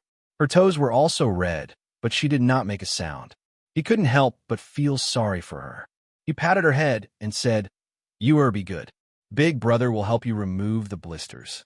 After applying some medicine, it won't hurt anymore." Mu-chun, who was at the side, pursed his little mouth tightly, and his eyes were filled with nervousness and worry. When he saw his big brother taking out something to help Ur to break the blood blisters, he walked forward and hugged Ur's little head to his bosom, while saying, "It won't hurt. If you don't look, it won't hurt." Ur was lying in Mu-chun's embrace, her small hands clutching his clothes. Her legs were propped on her big brother's thighs. She couldn't see, but she felt a burst of pain and couldn't help but cry out. "It'll be fine after a while." How he used clean water to wash her. After cleaning her, he applied the medicine and carefully tied her up with a small piece of cloth to prevent her skin from being scratched. "All right," Howard said. "Don't wear boots first. Big brother will carry you." Ur blinked her eyes, and with an adorable expression on her delicate little face, she blankly said, "But Ur is very heavy." Howard saw her little appearance and couldn't help but find it funny. He said, "It's not heavy. Big brother can carry you. Come." He turned his back and squatted down with his hands behind his back. He said to Mu-chun, "Little brother, take my boots. Don't lose them." Mu-chun responded and helped Ur onto his back. Then he took the boots and walked beside them. Chapter 44:08. The little one smiled and squinted his eyes, obediently lying on his back. Along the way, he happily chatted with the 2 of them. After walking for a long time, he asked, "Big brother, are you tired? Ur can come down and walk by herself." "Not tired. Big brother can carry me." Howard said and shook his head. "Then you will help big brother wipe his sweat." She saw sweat on his forehead and used her sleeve to help him wipe it. Feeling the little one's clumsy little hand randomly wiping his forehead, Howard's eyes flashed with a touch of warmth. "If you're hungry or thirsty, tell big brother." "Yes, yes." The 2 nodded in response. They walked and rested all the way. When the sky gradually darkened, they saw a small village. "There's a small village in front." You excitedly pointed to the front and said. Howard and Chun also showed a smile. After walking for a whole day, they had been walking along the mountain road until now when they saw people. "Let's go take a look and inquire about where this place is," Hao said, and carried Ur and took Chun to turn a corner and walked along the mountain road to the small village. At this time, it was evening. In this remote mountain village, more than 10 families were cooking. Smoke rose from the chimneys, and the fragrance of the food also spread. Coming to the village, smelling the fragrance of the food from each family, the eyes of the 3 children who had been eating barbecued meat for several days could not help but brighten. "It smells so good." Ur sniffed with her small nose and smelled the fragrance of the food with a greedy face. "Big brother, let little sister sit here for a while."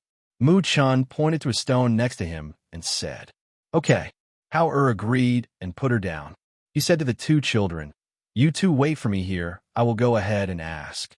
After telling them not to run around, he went to the front of the house. Where did the children come from? A woman in her 30s came out and splashed the water in her hand in front of the door. She saw the three children at the entrance of the village. This place was remote, and usually very few people came here. The more than 10 families in the village were familiar with each other, and at this time, hearing the woman's words, the people in the next house stretched out half of their body to look. There are really children? Where do they come from? Why don't I see my lord? Another woman in her 40s said. She walked out and looked around. Seeing that there were no adults, only the three children, she couldn't help but feel strange. Howard didn't have much contact with people in the past. Coupled with his cold personality, he looked indifferent at such a young age. However, he was handsome and had an outstanding temperament. At a glance, one could tell that he wasn't a child from an ordinary family. Among the villagers who gradually gathered around, there were women, men, and old people. Finally, an old man with a wooden walking stick in his hand stroked his beard and looked at Hal. He asked, "Child, where are you from? Where is my lord?" Hal's gaze swept across the crowd and finally landed on the old man. He cupped his hands and bowed respectfully.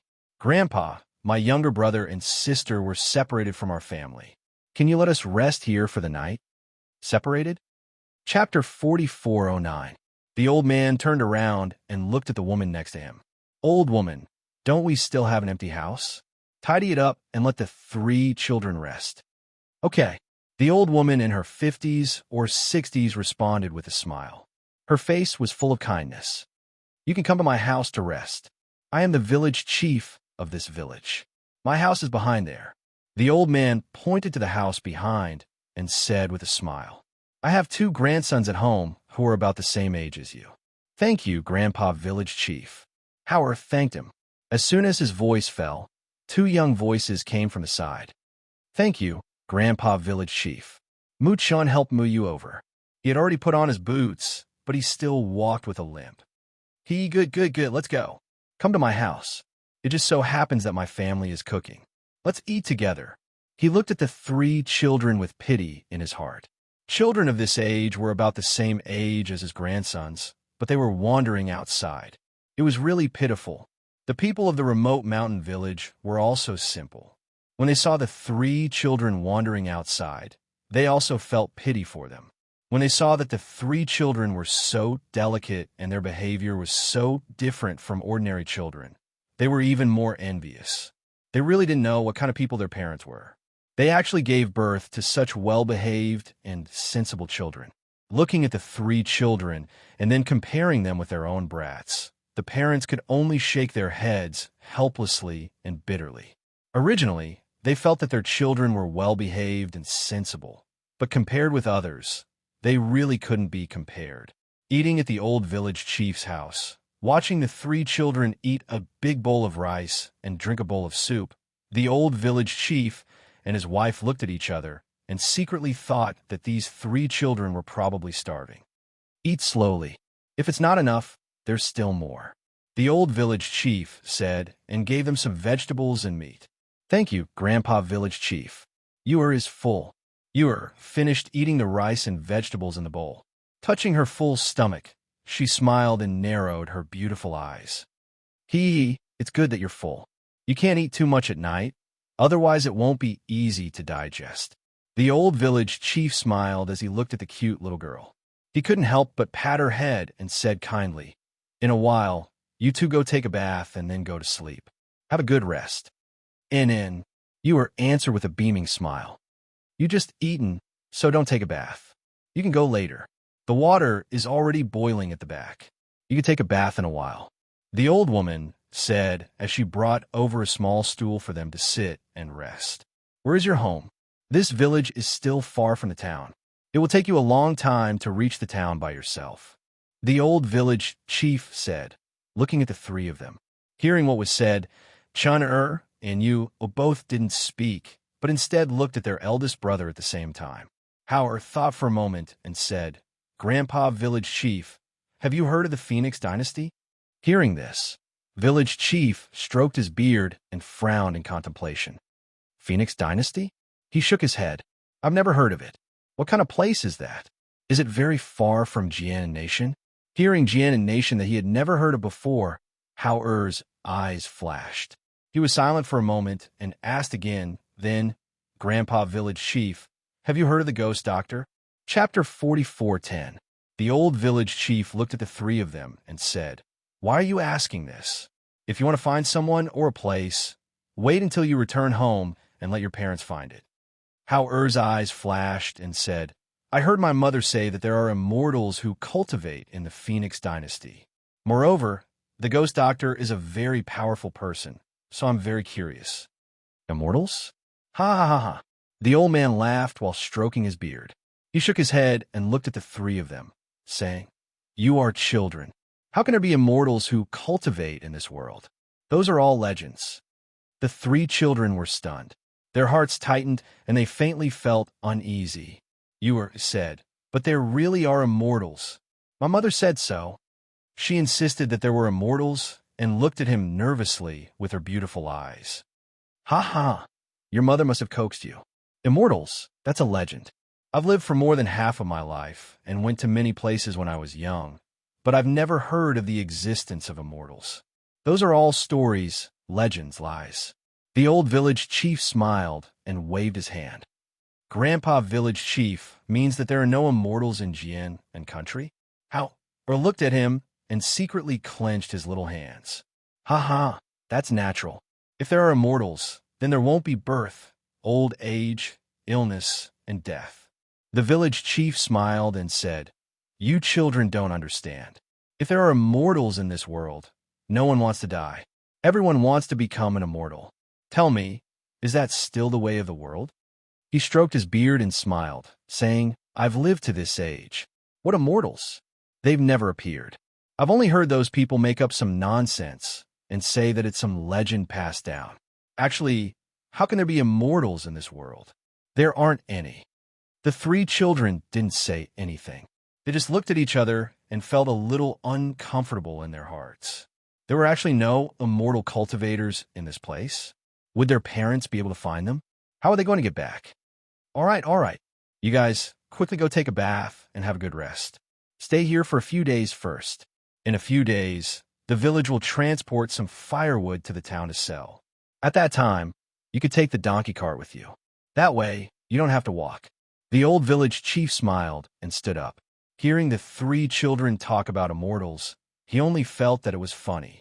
If there were immortals in this world, then everyone would want to become an immortal.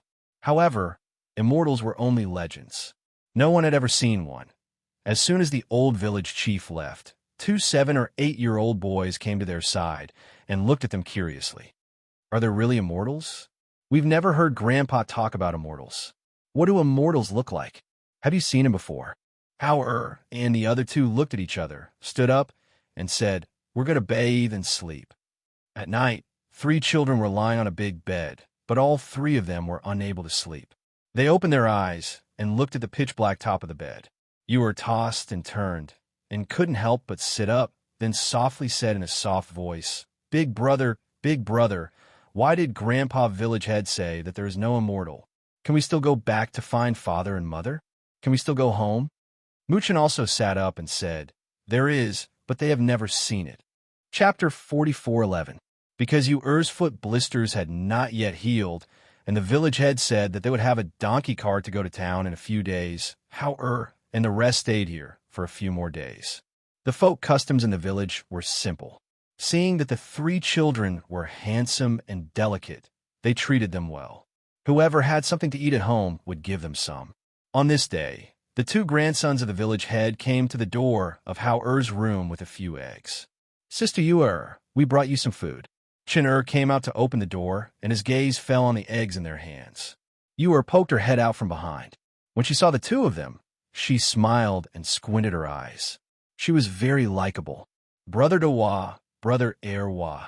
Here, these are the eggs that Grandma just cooked. We brought some for you. The 2 children handed the eggs in their hands to them and asked, Do you want to go out and play with us? Mu Chun and Yu took the eggs, thanked them, and shook their heads. No. Hearing this, the two children were a little strange and said, "You don't go out every day and just stay in the room like this. Children should go out and play more often." Hee hee. No, you and brother have to memorize. We don't want to play. The little one smiled and squinted his eyes. Brother de wa, brother wa, go and play. We're going in. Okay then. Seeing that they were not going out to play, the two children did not say anything more and left after giving them the eggs.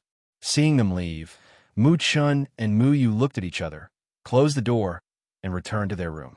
After putting the eggs aside, they sat cross-legged on the bed and cultivated like their brother. Their brother said that even if there were no immortals here, they had to cultivate every day and improve their strength to protect themselves. Tomorrow, the people in the village would go to town. At that time, they would also follow and go outside to find the way home. Thinking of what their brother said to them, maybe if their spiritual aura was strong enough, they would be able to break the seal in their bodies one day. They did not dare to be lazy and obediently followed to cultivate. Outside, the village head and his wife were sitting in front of the door, picking vegetables and chatting. "Old man, look at the three children. They don't go out of the room. What do you think they're doing inside? They're so young. How can they stay in the room?" The village head looked back at the backyard while smoking a hookah and said, "These three children are not from an ordinary family. They're so obedient and sensible that it makes one's heart ache." "That's right. Tell me, how could such sensible children be separated from their families? Moreover, it's in a remote place like ours. It sounds weird." "Uh-huh."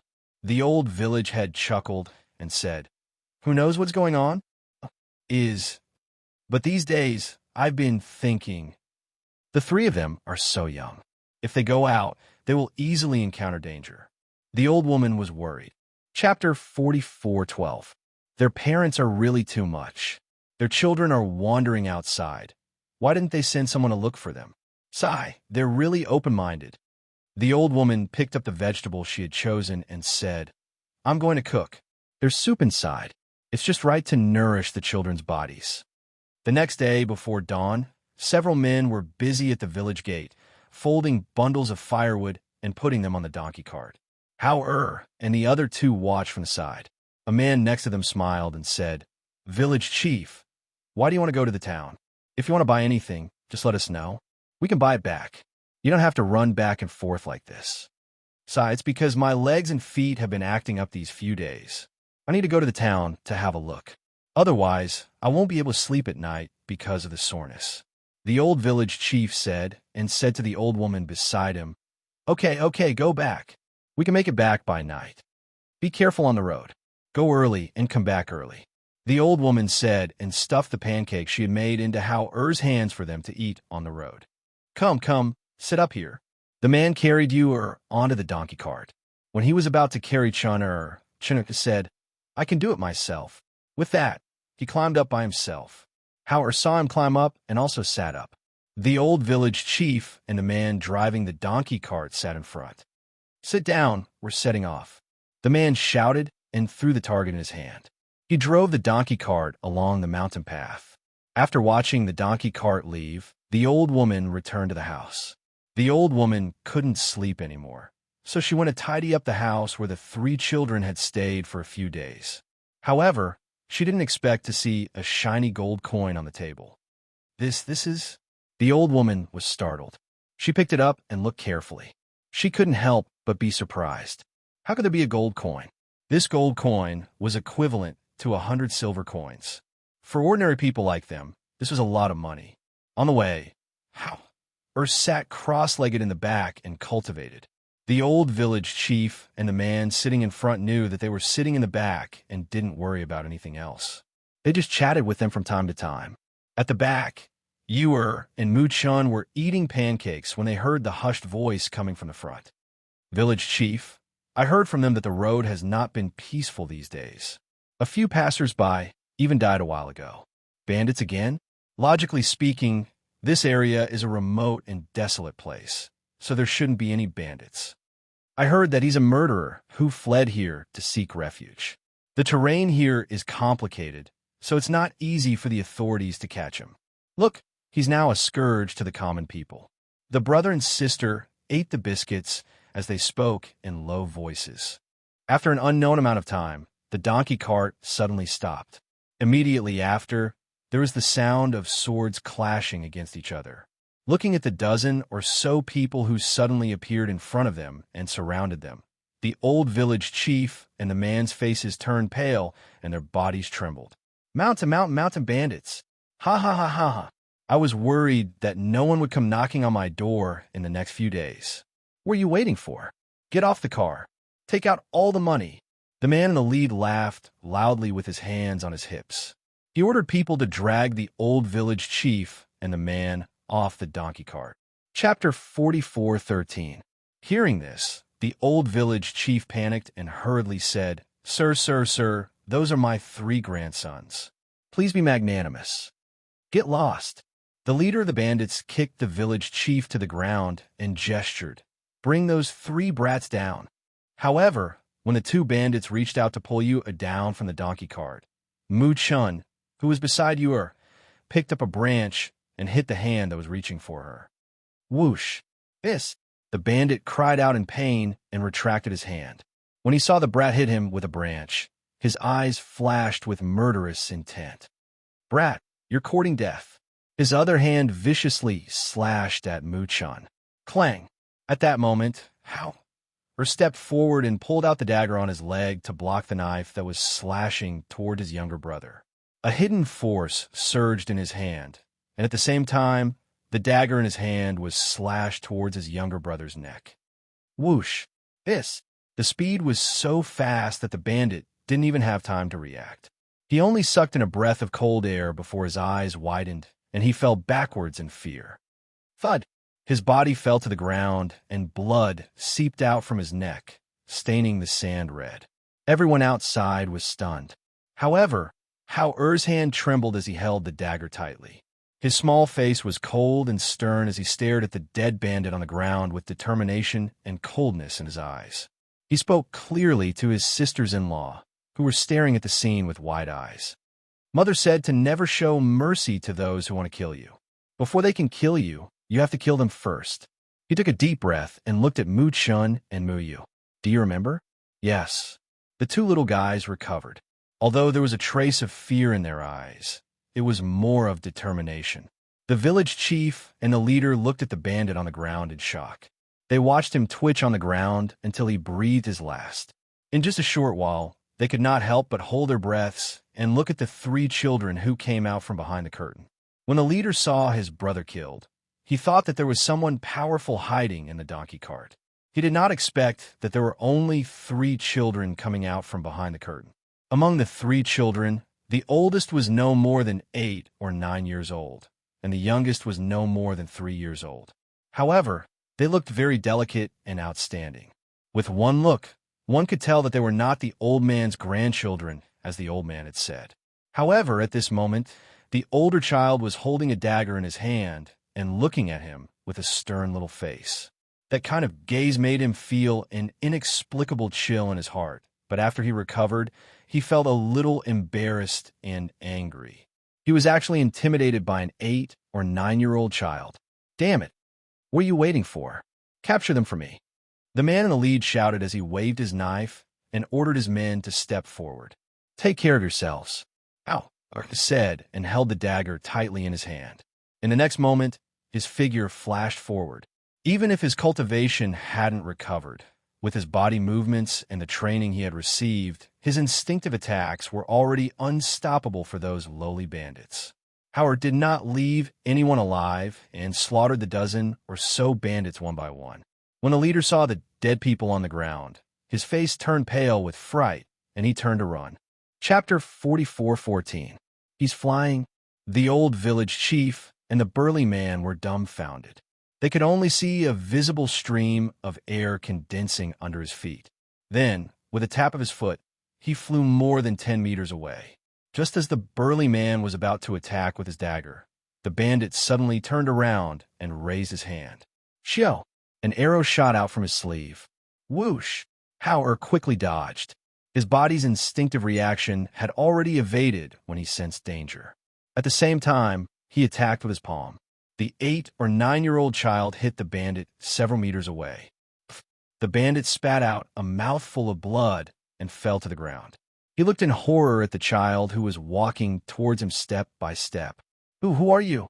Howard didn't speak. Instead, he stepped forward and slit the bandit's throat. When the old village chief and the burly man saw this, their legs went soft and they fell to the ground. Their bodies were trembling. They didn't know if it was because they saw more than 10 bandits dead, or because they were frightened by Howard's ruthlessness, or because they saw something they shouldn't have seen.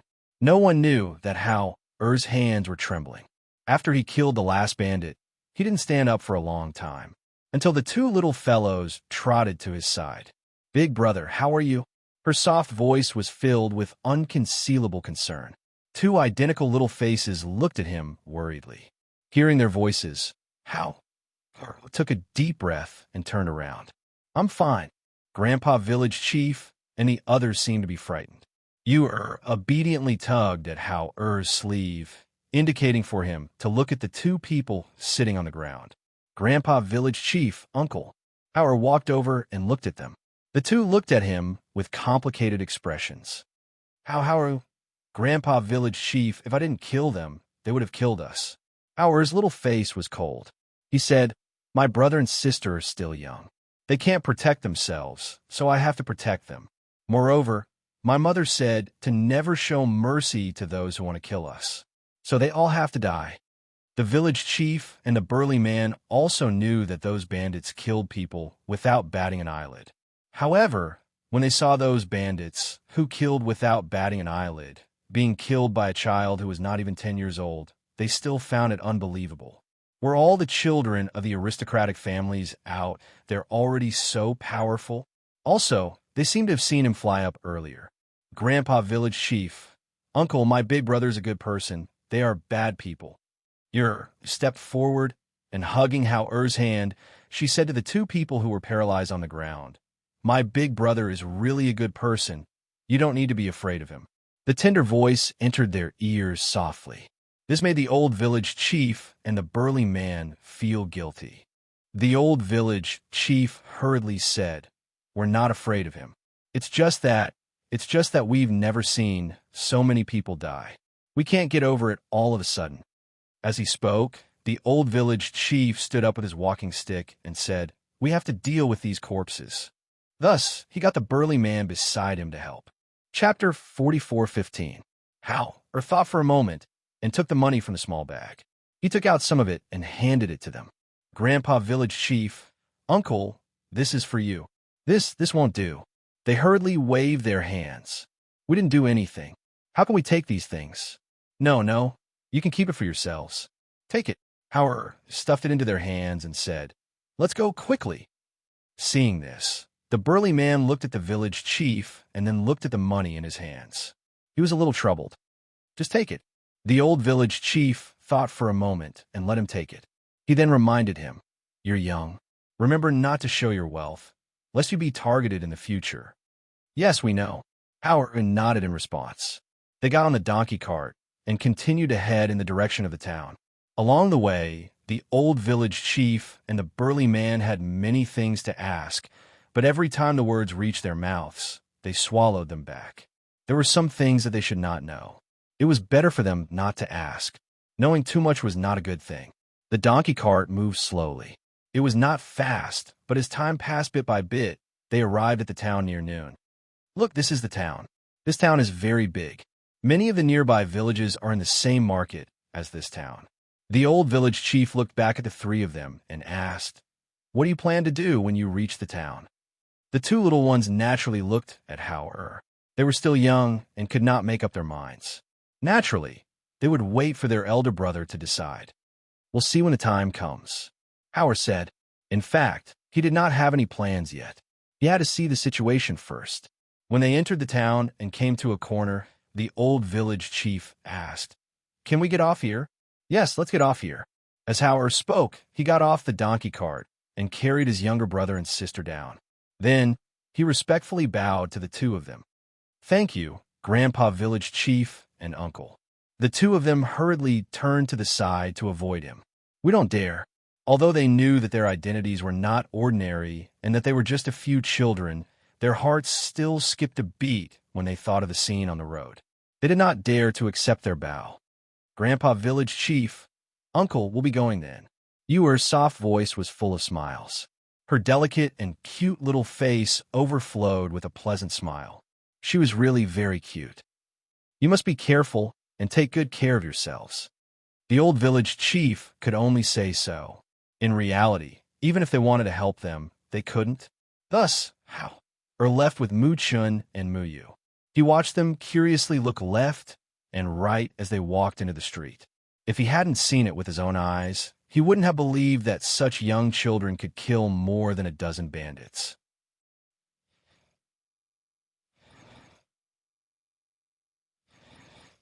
On the street, Yer was happily looking at the things on the stalls. Especially when she saw some trinkets, she couldn't take a step forward and directly stood on her tiptoes to look at them. Chapter 44:16. Hearing this, the little one's eyes lit up and couldn't help but look up at her two elder brothers. Seeing this, Howard showed a doting smile and reached out to touch her little head, saying, "If you wants it, then let's buy it." As he spoke, he saw that Chur was also staring at the clay figurines, so he said to the peddler, "Make one for each of them according to their appearance." "Okay, just wait for a while." The peddler was delighted and immediately used various colored clay figurines to make them according to their appearance. After a while, a small clay figurine wearing a pink dress with two small buns on its head was made. The peddler smiled and handed it over. "Come, little girl, this is yours." Looking at the lifelike clay figurine, Ewer smiled happily. "It really looks like a little me." She looked up at Howard and asked, "Big brother, don't you want it?" Howard shook his head. "Big brother doesn't want it." After a while, the peddler handed another clay figurine to Chun-Er, saying, "Here, this is yours." Chun-Er took it. Although his little face looked like a little adult, it was difficult to hide his joy. He carefully held it and looked at it carefully and found that it really looked like a little person. Howard paid the money and took them away, saying, "Big brother will take you to eat something. After eating, if you want to walk around, Big brother will accompany you." "Ewer wants to eat drumsticks," Ewer happily said, holding Howard's hand. "Okay." Howard responded and looked at Mu Chun, asking, "What about Chin?" "I'm fine with anything," the little one said, indicating that he was not picky. The three well-dressed and exquisite children walking on the street were very eye-catching, but they didn't know it. They walked and strolled all the way until they came to a high-end restaurant. At the corner of the street, a few people who were leaning against the wall and eating melon seeds looked at each other. After revealing a malicious smile, they continued to stare outside the restaurant. "Those three children are really not ordinary good-looking, and I saw that there are no adults or guards following them." One of them said, "These three children don't look like children from ordinary families. Looking at the material of their clothes, I guess they should be from a big family, right? Are we really going to pick on these people?" What's more, the older one looks to be almost 10 years old. Isn't he a little too old? He's already so sensible. The other person was a little hesitant. It's obvious that these three children are from other places. They don't have any adults by their side, and they look so exquisite and pretty. If we kidnap them, we can definitely sell them for a good price. As the leader of the group spoke, his eyes flashed. He was calculating in his heart. Forget about the older one. She's old and sensible, so it's not easy to sell her. But the two little ones, with their delicate appearance, I'll definitely fight to buy her. But if he really is a disciple of some aristocratic family, wouldn't it be? Another person was still a little worried. "Chi." That person glanced at him and said, "In our line of work, why would we be afraid of being investigated? To earn this kind of money, you have to take this kind of risk. What can you accomplish if you shrink back and do things?" After being reprimanded, the man couldn't help but lower his head and ask in a low voice, "Then what should we do?"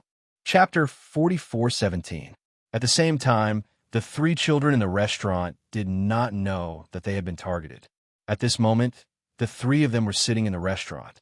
The waiter looked at them and asked with a smile, "Young master and young miss, what would you like to eat?" Howard thought for a bit and said, "Give us a few of the more delicious dishes in your restaurant, and also a stewed chicken soup and 3 bowls of rice." Then he asked, "Do you have any pastries?" Hearing this, the waiter was slightly surprised because he heard that they wanted 3 bowls of rice and saw that there were only 3 of them, but no adults were accompanying them. He suppressed his surprise and hurriedly said, "Yes, yes, yes. Our restaurant's osmanthus cake and lotus cake are the most delicious. Do you want to order one of each?" "Okay, that's all," Howard said. "Okay, please sit for a while." The waiter was about to turn around and leave, but he stopped and asked, "Do you have any adults accompanying you?" "What's wrong?" Howard's face turned cold, and there was some displeasure in his eyes. The waiter was a waiter and was good at observing people's expressions. Seeing his face turn cold, he hurriedly said with a smile, "Young master, don't misunderstand. It's just that you don't have any adults accompanying you, and you ordered these dishes. Do you have money to pay?" Hearing this, Howard glanced at him and took out a money bag from his lapel and put it on the table. "Do you think I have money to pay?" Seeing that heavy money bag, the waiter immediately smiled and said, "Please wait a moment. The dishes will be served immediately." It was not that he wanted to ask this, but the restaurant's rules were like this.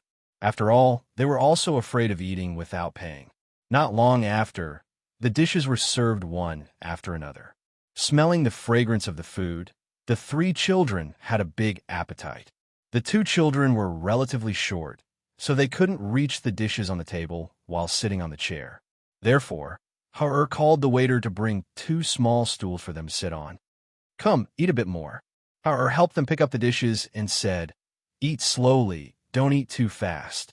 He also helped them ladle a bowl of soup and slowly ate by himself.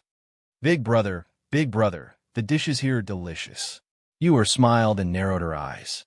She pointed at the ribs in the middle and said, "I want to eat that." "Okay, I'll help you. Eat more if it's delicious." Howard looked at her cheeks bulging like a little squirrel and couldn't help but smile dotingly. "Chin, what do you want to eat?" "I'll help you." He looked at Mu Chun and asked, "No, I can't." Mu Chin said he picked up the dishes himself. The 3 children were not accompanied by an adult, but they were eating on the 2nd floor of this high-end restaurant. Naturally, it attracted the attention and curiosity of many people, especially after seeing the 3 children's outstanding appearance. They were even more surprised. This kind of first-class appearance did not belong to ordinary people. Moreover, the material of the clothes on the 3 of them was also a rare high-quality material. However, looking at the 3 of them looked very unfamiliar. They should not be local people. Across the table, an elegant man was drinking and chatting with a few friends. When he saw the 3 children, he also took a second look at them. His eyes were full of admiration and curiosity. Chapter 44:18. It's just that it's rare to see such sensible children, so I couldn't help but take a few more glances. The scholarly man smiled and said, "Speaking of which, it's been a while since we came out. It's time to go back." As he spoke, he smiled and retracted his gaze, taking a sip of wine. "Brother Pan, it's rare for you to come to East City, and you've only stayed for 2 days. Why don't you stay for a few more days before leaving? After all, if you leave this time, who knows when you'll come back again?" A friend at the same table said, as he poured wine for him. On this side, the people at the table were drinking wine and chatting. The man surnamed Pan was chatting with them, and occasionally his attention would fall on the 3 children. There was no other reason other than the fact that the temperament of these 3 children was very outstanding. Their exquisite and outstanding appearances, coupled with that noble aura that could not be ignored, made him unable to imagine how such children could be produced in such a small place. No, not to mention that there were very few children like this in this city. Even those aristocratic families and even the children of nobles in the imperial capital did not have as good a temperament as these 3. In fact, to say something disrespectful, even the princes in the imperial palace could not compare to these 3. It was because of this that he paid more attention to the 3 of them. However, he did not expect that this attention would make him even more curious. These 3 children did not have any adults accompanying them, and they clearly did not have any bodyguards or hidden guards protecting them. This was very strange. What kind of family would allow these three exquisite and outstanding children to go outside without protecting them? After all, this world was not very peaceful. For children like them who did not have the ability to protect themselves, especially with their eye-catching appearances, it was not very safe for them to be outside alone. You guys drink. I'll be back soon. He smiled and said to his friends. With one hand holding a wine pot and the other holding a wine cup, he went to the table of the three children. At this time, the three children had already eaten their fill and were sitting down to rest. They saw a scholarly man wearing a white robe walk over and sit down at their table. The three children looked at him with their 6 eyes, not knowing why this person suddenly sat down. Pan Ning sat down and looked at the three children. Seeing that they were all staring at him, he couldn't help but smile. He took a sip of wine and asked, "Did the three of you sneak out of the house to play?" How? Pursed his lips, glanced at him, and said coldly, "What does that have to do with you?" Hearing this, Pan Ning raised his eyebrows and couldn't help but smile. "You're so young, but your aura is not bad. I can see that your background is not ordinary." Hearing these words, Yor blinked her eyes and looked at him, and with curiosity and surprise in her soft and sweet voice, she said, "Uncle, you are very awesome to actually be able to see that our background is not ordinary." As soon as her soft voice fell, her beautiful eyes flashed cunningly, and she asked with a smile, "But uncle, do you know where we came from?" Listening to the little girl's soft words, Pan Ning was stunned for a moment. Then he smiled happily. "Little girl, you're really interesting." He reached out his hand, wanting to tap the little one's nose, but was blocked by the little boy who looked exactly the same. "Don't touch my sister." Chinner pulled a long face and shouted coldly. At the same time, he slapped his hand away. Chapter 44:19. Hearing this, Muchin didn't know whether he was joking or not. He stared at him coldly and defensively. Howard also stared at the man with a cold face. His childish voice was cold as he asked, "Who are you? What are you doing here?" Pan Ning smiled and stopped teasing them. Instead, he poured a glass of wine and took a sip. "Don't worry, I'm not a bad person. I just saw that the three of you didn't have an adult by your side, so I came to take a look out of curiosity." He looked at Hao, and said, "You guys sneaked out, right? Don't you know that this is very dangerous? Where are your parents? Or where do you live? I can get someone to help you send a letter and let them take you back." His children were already 4 or 5 years old. If they saw their children sneaking out by themselves, they would probably go crazy. These children's parents were also very careless. "I'm in the Phoenix Dynasty. Can you help us send a letter?" Yuer's eyes lit up, and she asked with a smile, "Phoenix Dynasty?" Pan Ning was slightly surprised and couldn't help but look at the three of them. "As far as I know, there is no such thing as a Phoenix Dynasty on this mainland. You guys didn't remember wrongly, right?" Howard had long known that they were probably not on the same mainland as his parents. After all, there were no cultivators on this mainland. Only mortals were there, so naturally, it was impossible for them to know where the Phoenix Dynasty was. "Waiter, the bill!" Howard shouted. After the waiter came to settle the bill, he carried his siblings down from the chair and held each of them in one hand as they went downstairs. "Goodbye, Uncle." Ewer turned back with a smile and waved at him. Looking at the little girl's likable appearance, Pan Ning smiled and waved back. After watching them leave, he returned to the table and continued to drink with his friends. Howard accompanied Mu Chun and Mu Yu to walk around the city and bought a lot of things. While walking and stopping, Howard couldn't help but look behind him. He kept feeling that someone was following them. "Big brother, what's wrong?" Mu Chun asked, puzzled. He had already turned back several times along the way. "Seems like someone is following us." "How?" Said, his cold little face tensed up. Hearing this, you also couldn't help but look behind them.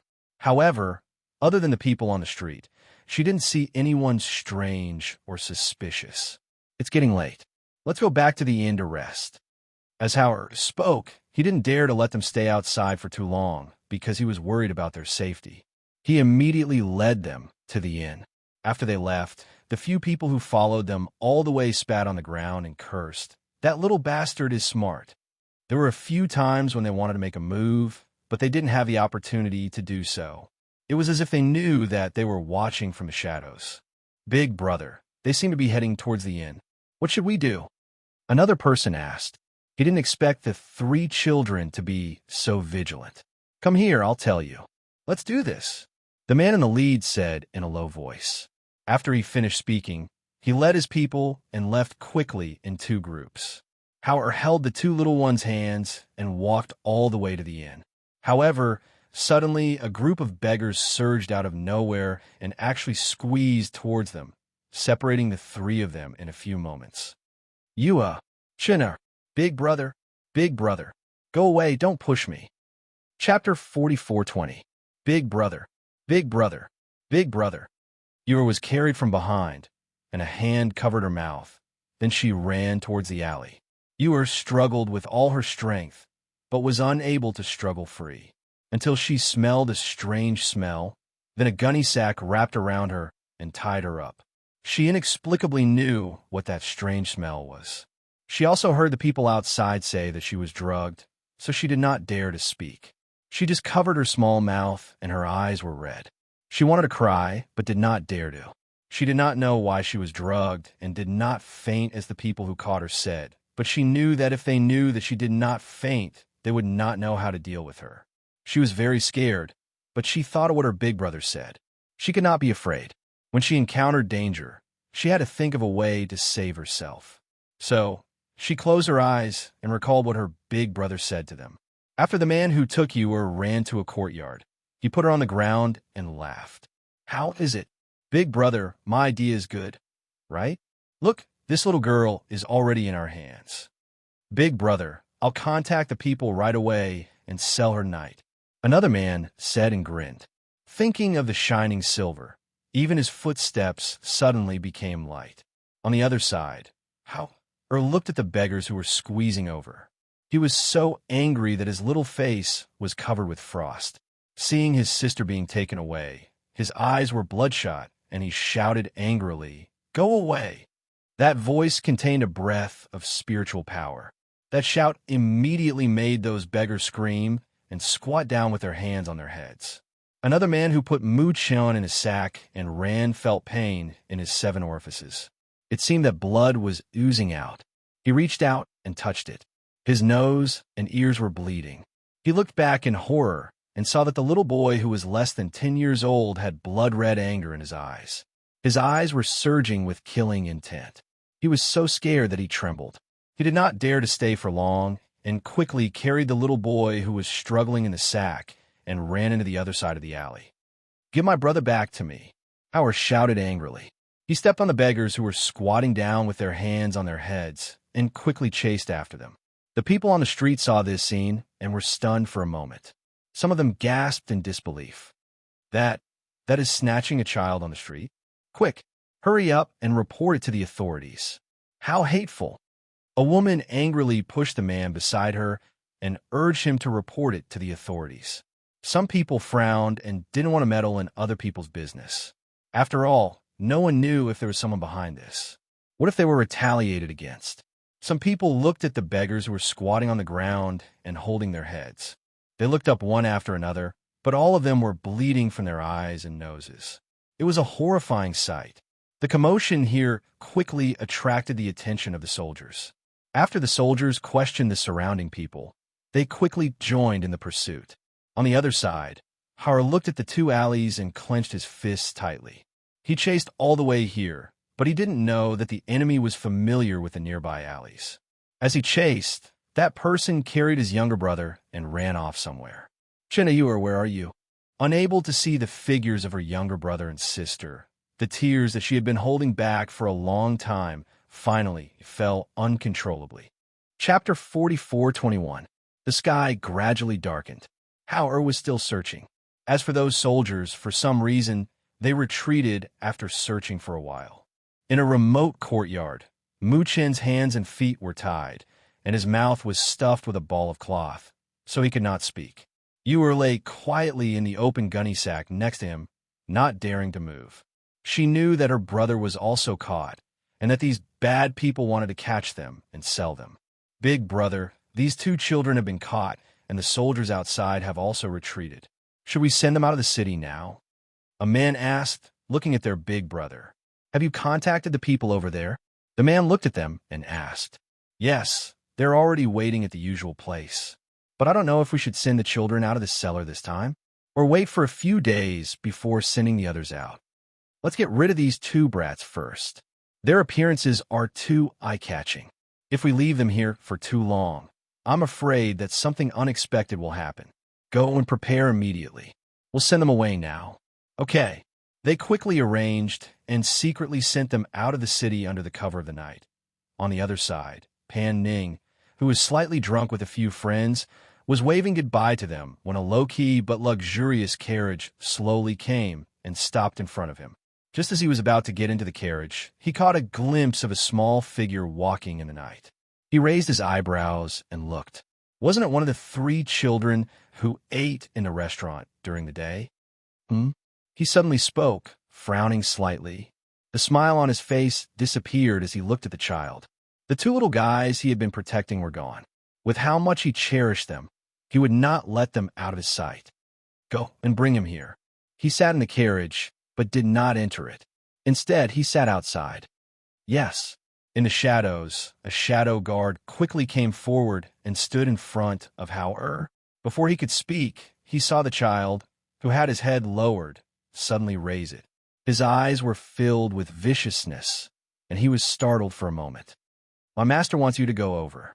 As the secret guard spoke, he saw the child's guarded expression and added, He's over there. You met him in the afternoon.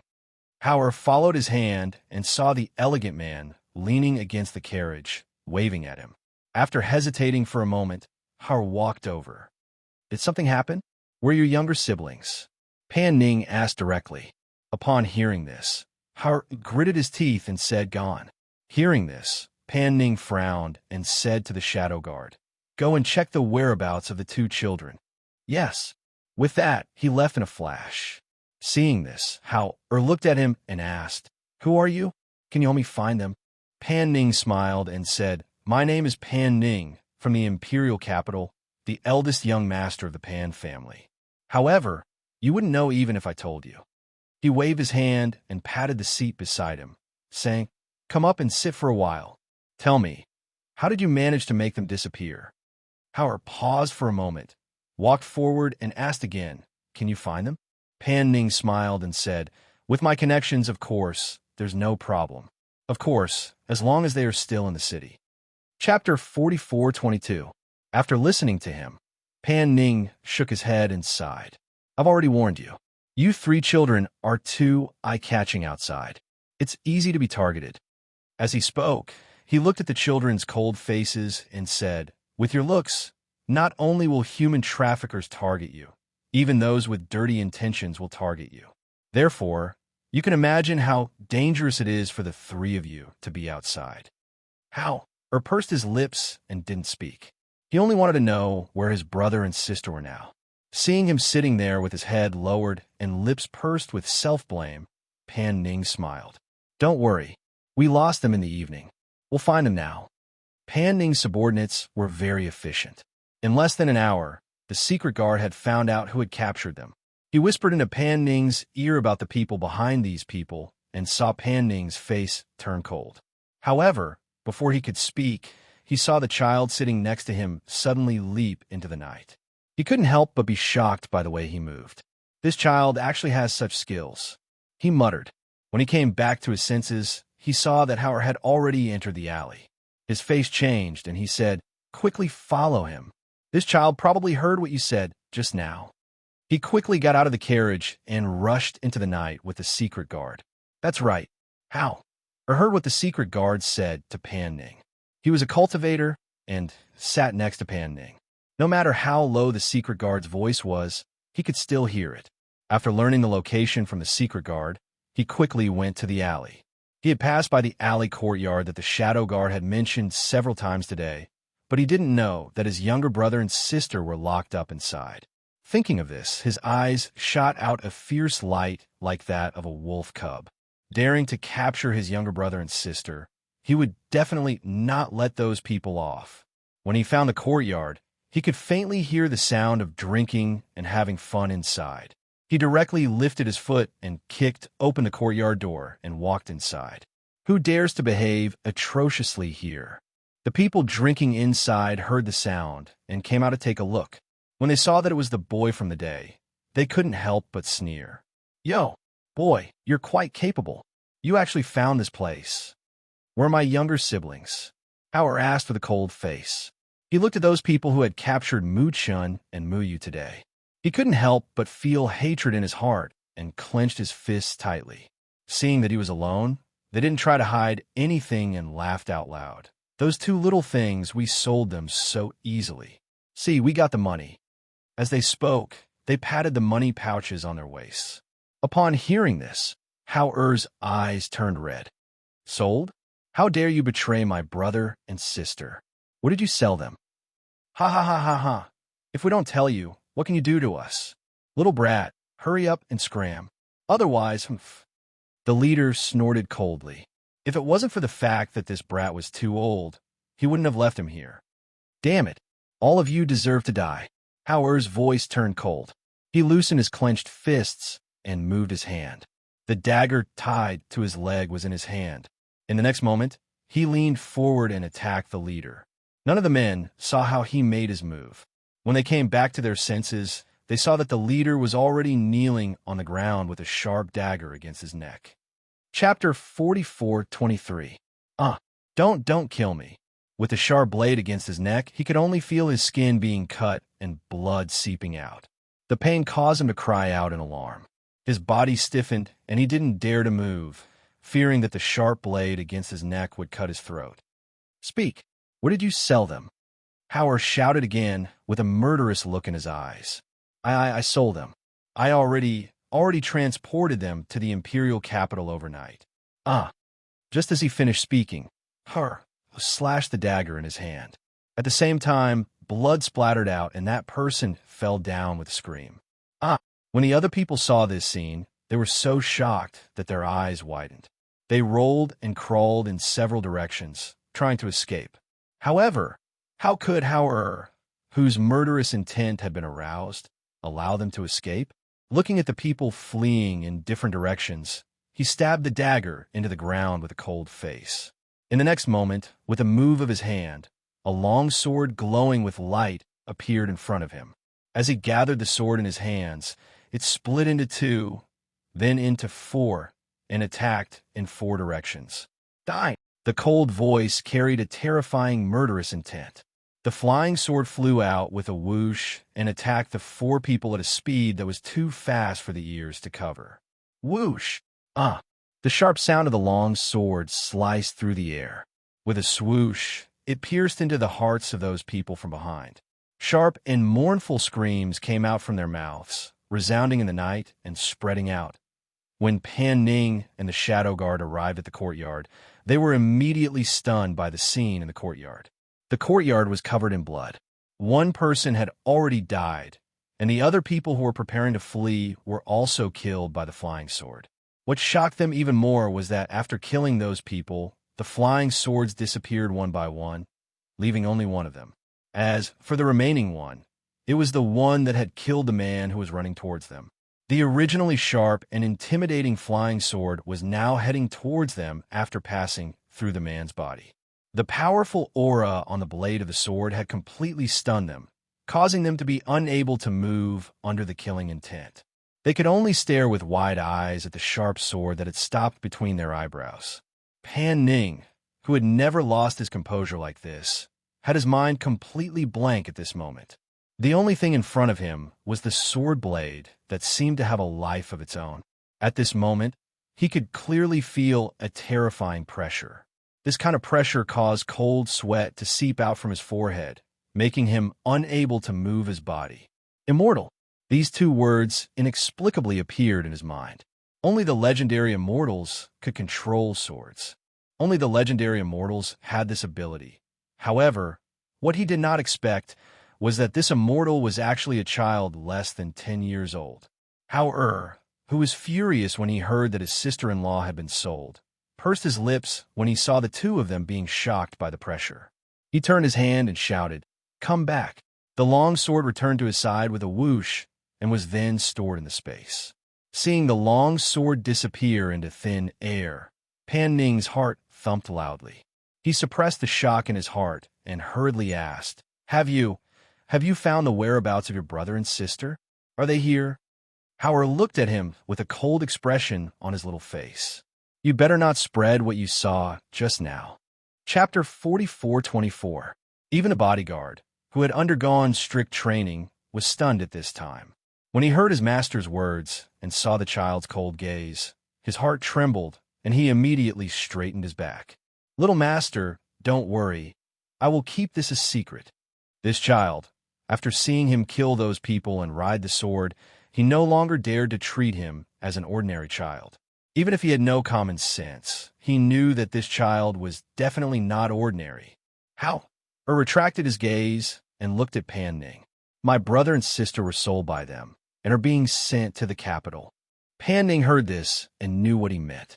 If they're going to the capital, I know which way they will take. Let's go after them now. Howard nodded. When he turned around, his footsteps paused, and he looked at the courtyard. There are children inside. You stay here and rescue those children and settle them down. Also, clean up this place. Pan Ning looked at the bodyguard and instructed. Yes. The bodyguard responded. After watching them leave, he quickly went inside to search and rescue the children locked in the cellar. It was late at night. At the same time, on a mountain road out of the city, a horse carriage was galloping. The driver was a man and a slightly plump middle-aged man. Inside the carriage, Mu Chun and Mu Yu were tied up. Perhaps they thought that it was just two children, so they did not take any precautions. After all, the two children looked less than 3 years old. What could they do at such a young age? At this time, in the carriage, the two children who were originally closed quietly opened their eyes. Those people used drugs on them, but those drugs did not seem to have any effect on their bodies. However, they pretended to be asleep until now. Brother, let's quietly escape. You are whispered in his ear. Mu Chun nodded, and the two of them looked around, thinking of an idea. After a while, Mu Chun whispered in her ear. Mu Yu listened carefully and nodded. Ooh, mother. Mu Yu suddenly started to cry. At this time, Mu Chun also anxiously called out, Sister, what's wrong? The slightly plump middle-aged man, driving the carriage outside, heard the commotion and frowned. He lifted the curtain and asked, What's wrong with you two? He was puzzled.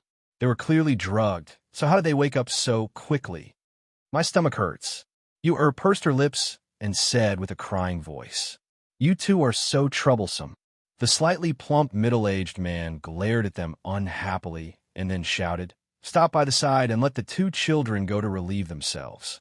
Come here, I'll help you untie the rope. The middle-aged man said in an unfriendly tone. You obediently went over. Looking at the untied rope, she pursed her small mouth and said with a crying tone, It's too dark outside. I don't dare to go alone. Big brother, accompany me. Go. It's settled while you're at it. I won't stop you on the way anymore. In the middle of the night, the middle-aged man felt that the child would not dare to escape since he was so young. Moreover, they were watching. Thus, he untied the little boy as well. Chapter 44:25. We can't run now. Let's wait until they let down their guard. The two of them squatted in the bushes for a while and obediently walked back. When they got on the carriage, they saw the middle-aged man was about to tie them up again. Ewer said, Uncle, can you not tie them up? My hand hurts. She rubbed her small hand. Because children's skin was more tender, there were already several bruises. The middle-aged man thought that these two little rascals would be sold to a rich family. Seeing that they were indeed young, even if he didn't tie them up, they wouldn't be able to escape. Thus, he snorted and said, Be obedient and stay inside. Otherwise, you will suffer. The two children were pushed inside and sat inside the carriage. As the carriage started to move again, the two were also worried that their big brother would be worried if he couldn't find them. But, after all, they were only 2 or 3 years old children. Even if they were smart, facing two adults, even if they had a dagger in their space, they didn't dare to take it out. Big brother, look. Ewer took out a pill from her space and smiled like a little fox. Big brother gave this to me. We can use it. Looking at the pill, Mu Chen's eyes flashed. He thought of the medicine that their big brother gave them. It seemed that there was a kind of medicine that could make people unconscious. Thus, his eyes lit up, and he took the pill from Yu-Er's hand. Lowering his voice, he said, "Sit down, let me do it." Saying that, he took out a fist-sized luminous pearl from his space. He crushed the pill and smeared it on it. Then he took it out. "Uncle, I'll give you this pearl. Can you let us go?" Mu Chan said, holding the pearl in both hands and placing it between the two men. In the darkness of the night, a dazzling light suddenly spread out, startling the driver and the chubby middle-aged man. They immediately stopped the carriage and looked back, only to see the child holding a glowing bead and handing it to them for them to see. This is a luminous pearl?" The chubby middle-aged man sucked in a breath of cold air and somewhat inconceivably moved forward. "How can it be such a big, luminous pearl? Is this really a luminous pearl?" It was also the first time that the driver had seen such a treasure. He couldn't help but move closer to look at it. The more he looked at it, the more he felt that the bead was shining like a bright moon. It was unbelievably beautiful. "This is the first time I've seen such a treasure. How much is it worth?" The man's eyes were filled with greed. He wanted to reach out to touch it, but the middle-aged man slapped his hand away. "This is a priceless treasure. Don't touch it."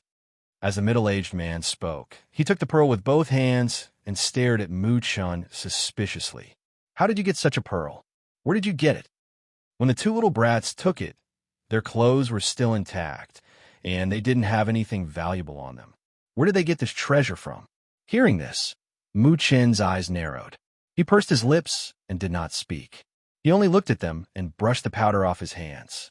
Looking at his clapping hands, the middle-aged man was about to say something when he saw the man suddenly fall down.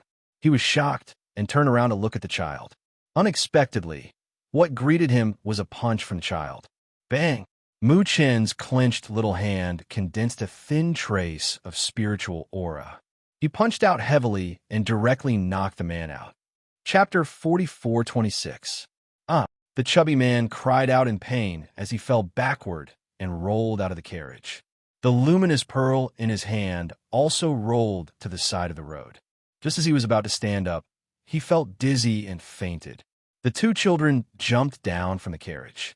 Yu-Er quickly picked up the luminous pearl and wiped it clean.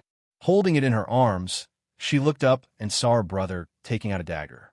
She was shocked and asked, "Brother, what are you doing?" "Killing them," Mu Chun said as he stared at the two people on the ground. If he took out the night-luminescent pearl, these two people would die. Although he had never killed anyone before, he had seen his big brother do it before. However, when he held the dagger and looked at the people on the ground, he didn't dare to attack. "Brother." Yu-Er hurried to his side and held his hand. "Brother, let's not kill them. We have medicine. If we feed them, they will die." Hearing this, Mu Chun slowly put down the dagger, as if he was relieved. He looked at Yu-Er. "Do you have poison?" "Yes."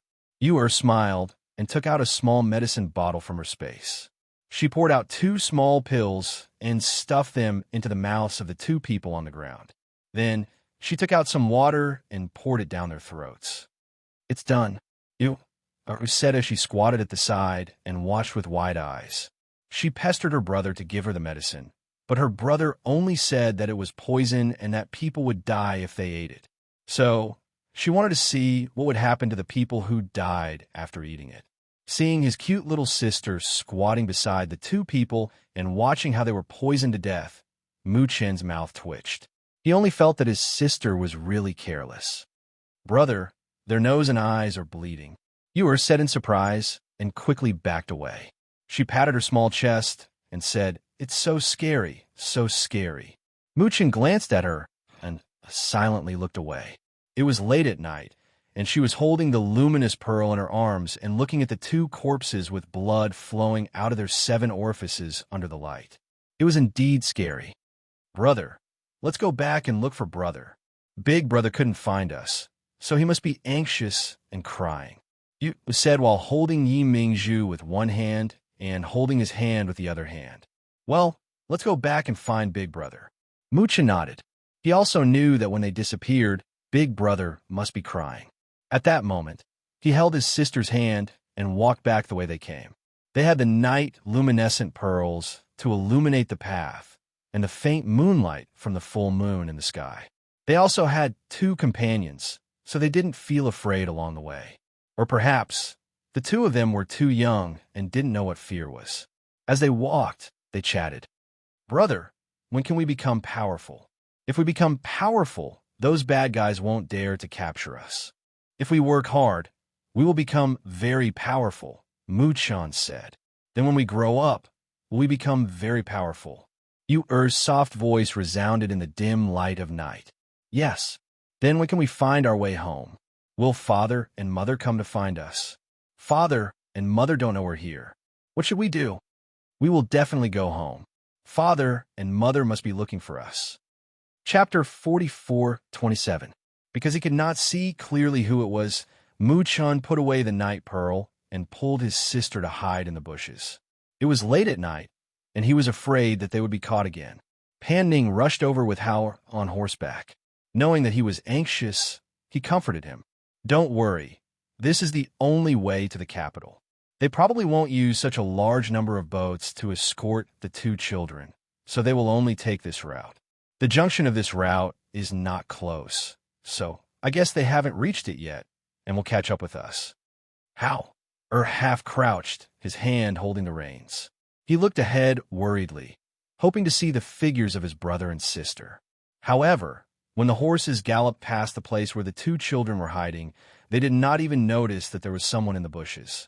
Mu Chun and Mu Yu saw their brother sitting in front of the horse and quickly shouted, Big brother, we are here. Big brother."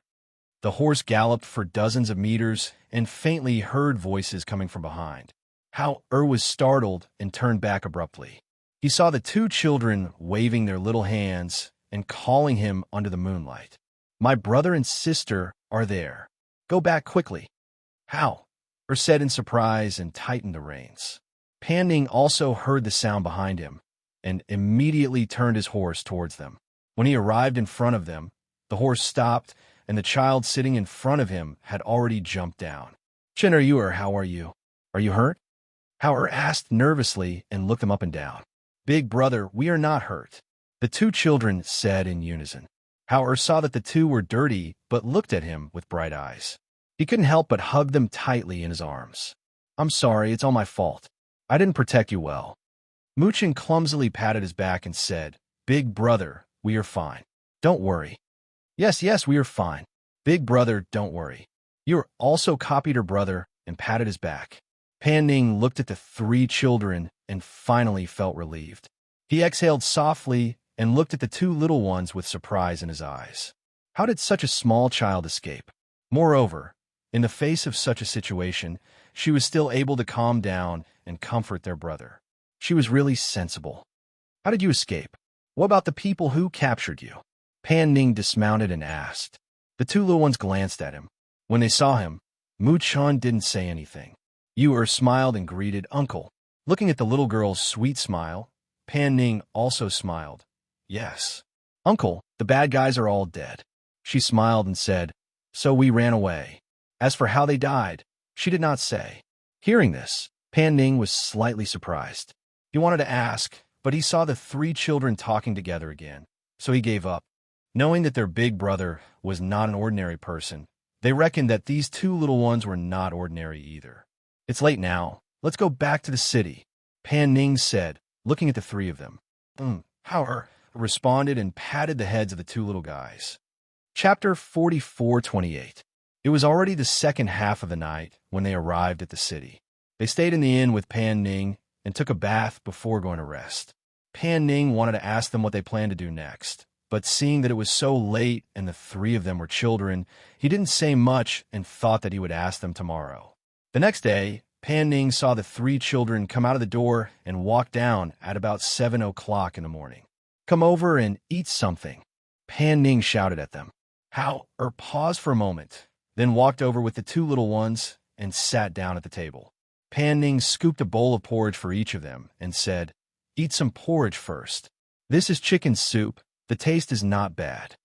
"Thank you, Uncle." Yu thanked him sweetly. Pan Ning smiled and ordered some pastries. After eating another bowl of porridge with them, he asked people to remove the things on the table and asked, What do you plan to do next? The two little ones looked at their big brother. In fact, they were preparing to go to the imperial capital to take a look. Perhaps there would be people who knew about cultivation in a place like the imperial capital.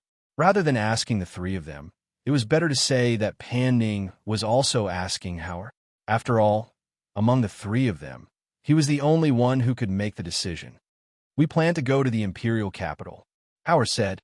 Pan Ning smiled and said, since that's the case, why don't you come with me?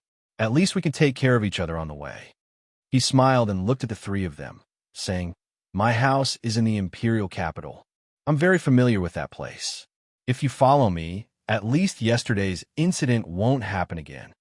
Moreover, you can also stay in my house when you reach the imperial capital. At least it's much safer than you outside. Pan Ning smiled and said, I also have a son at home. He's 4 or 5 years old and can accompany you.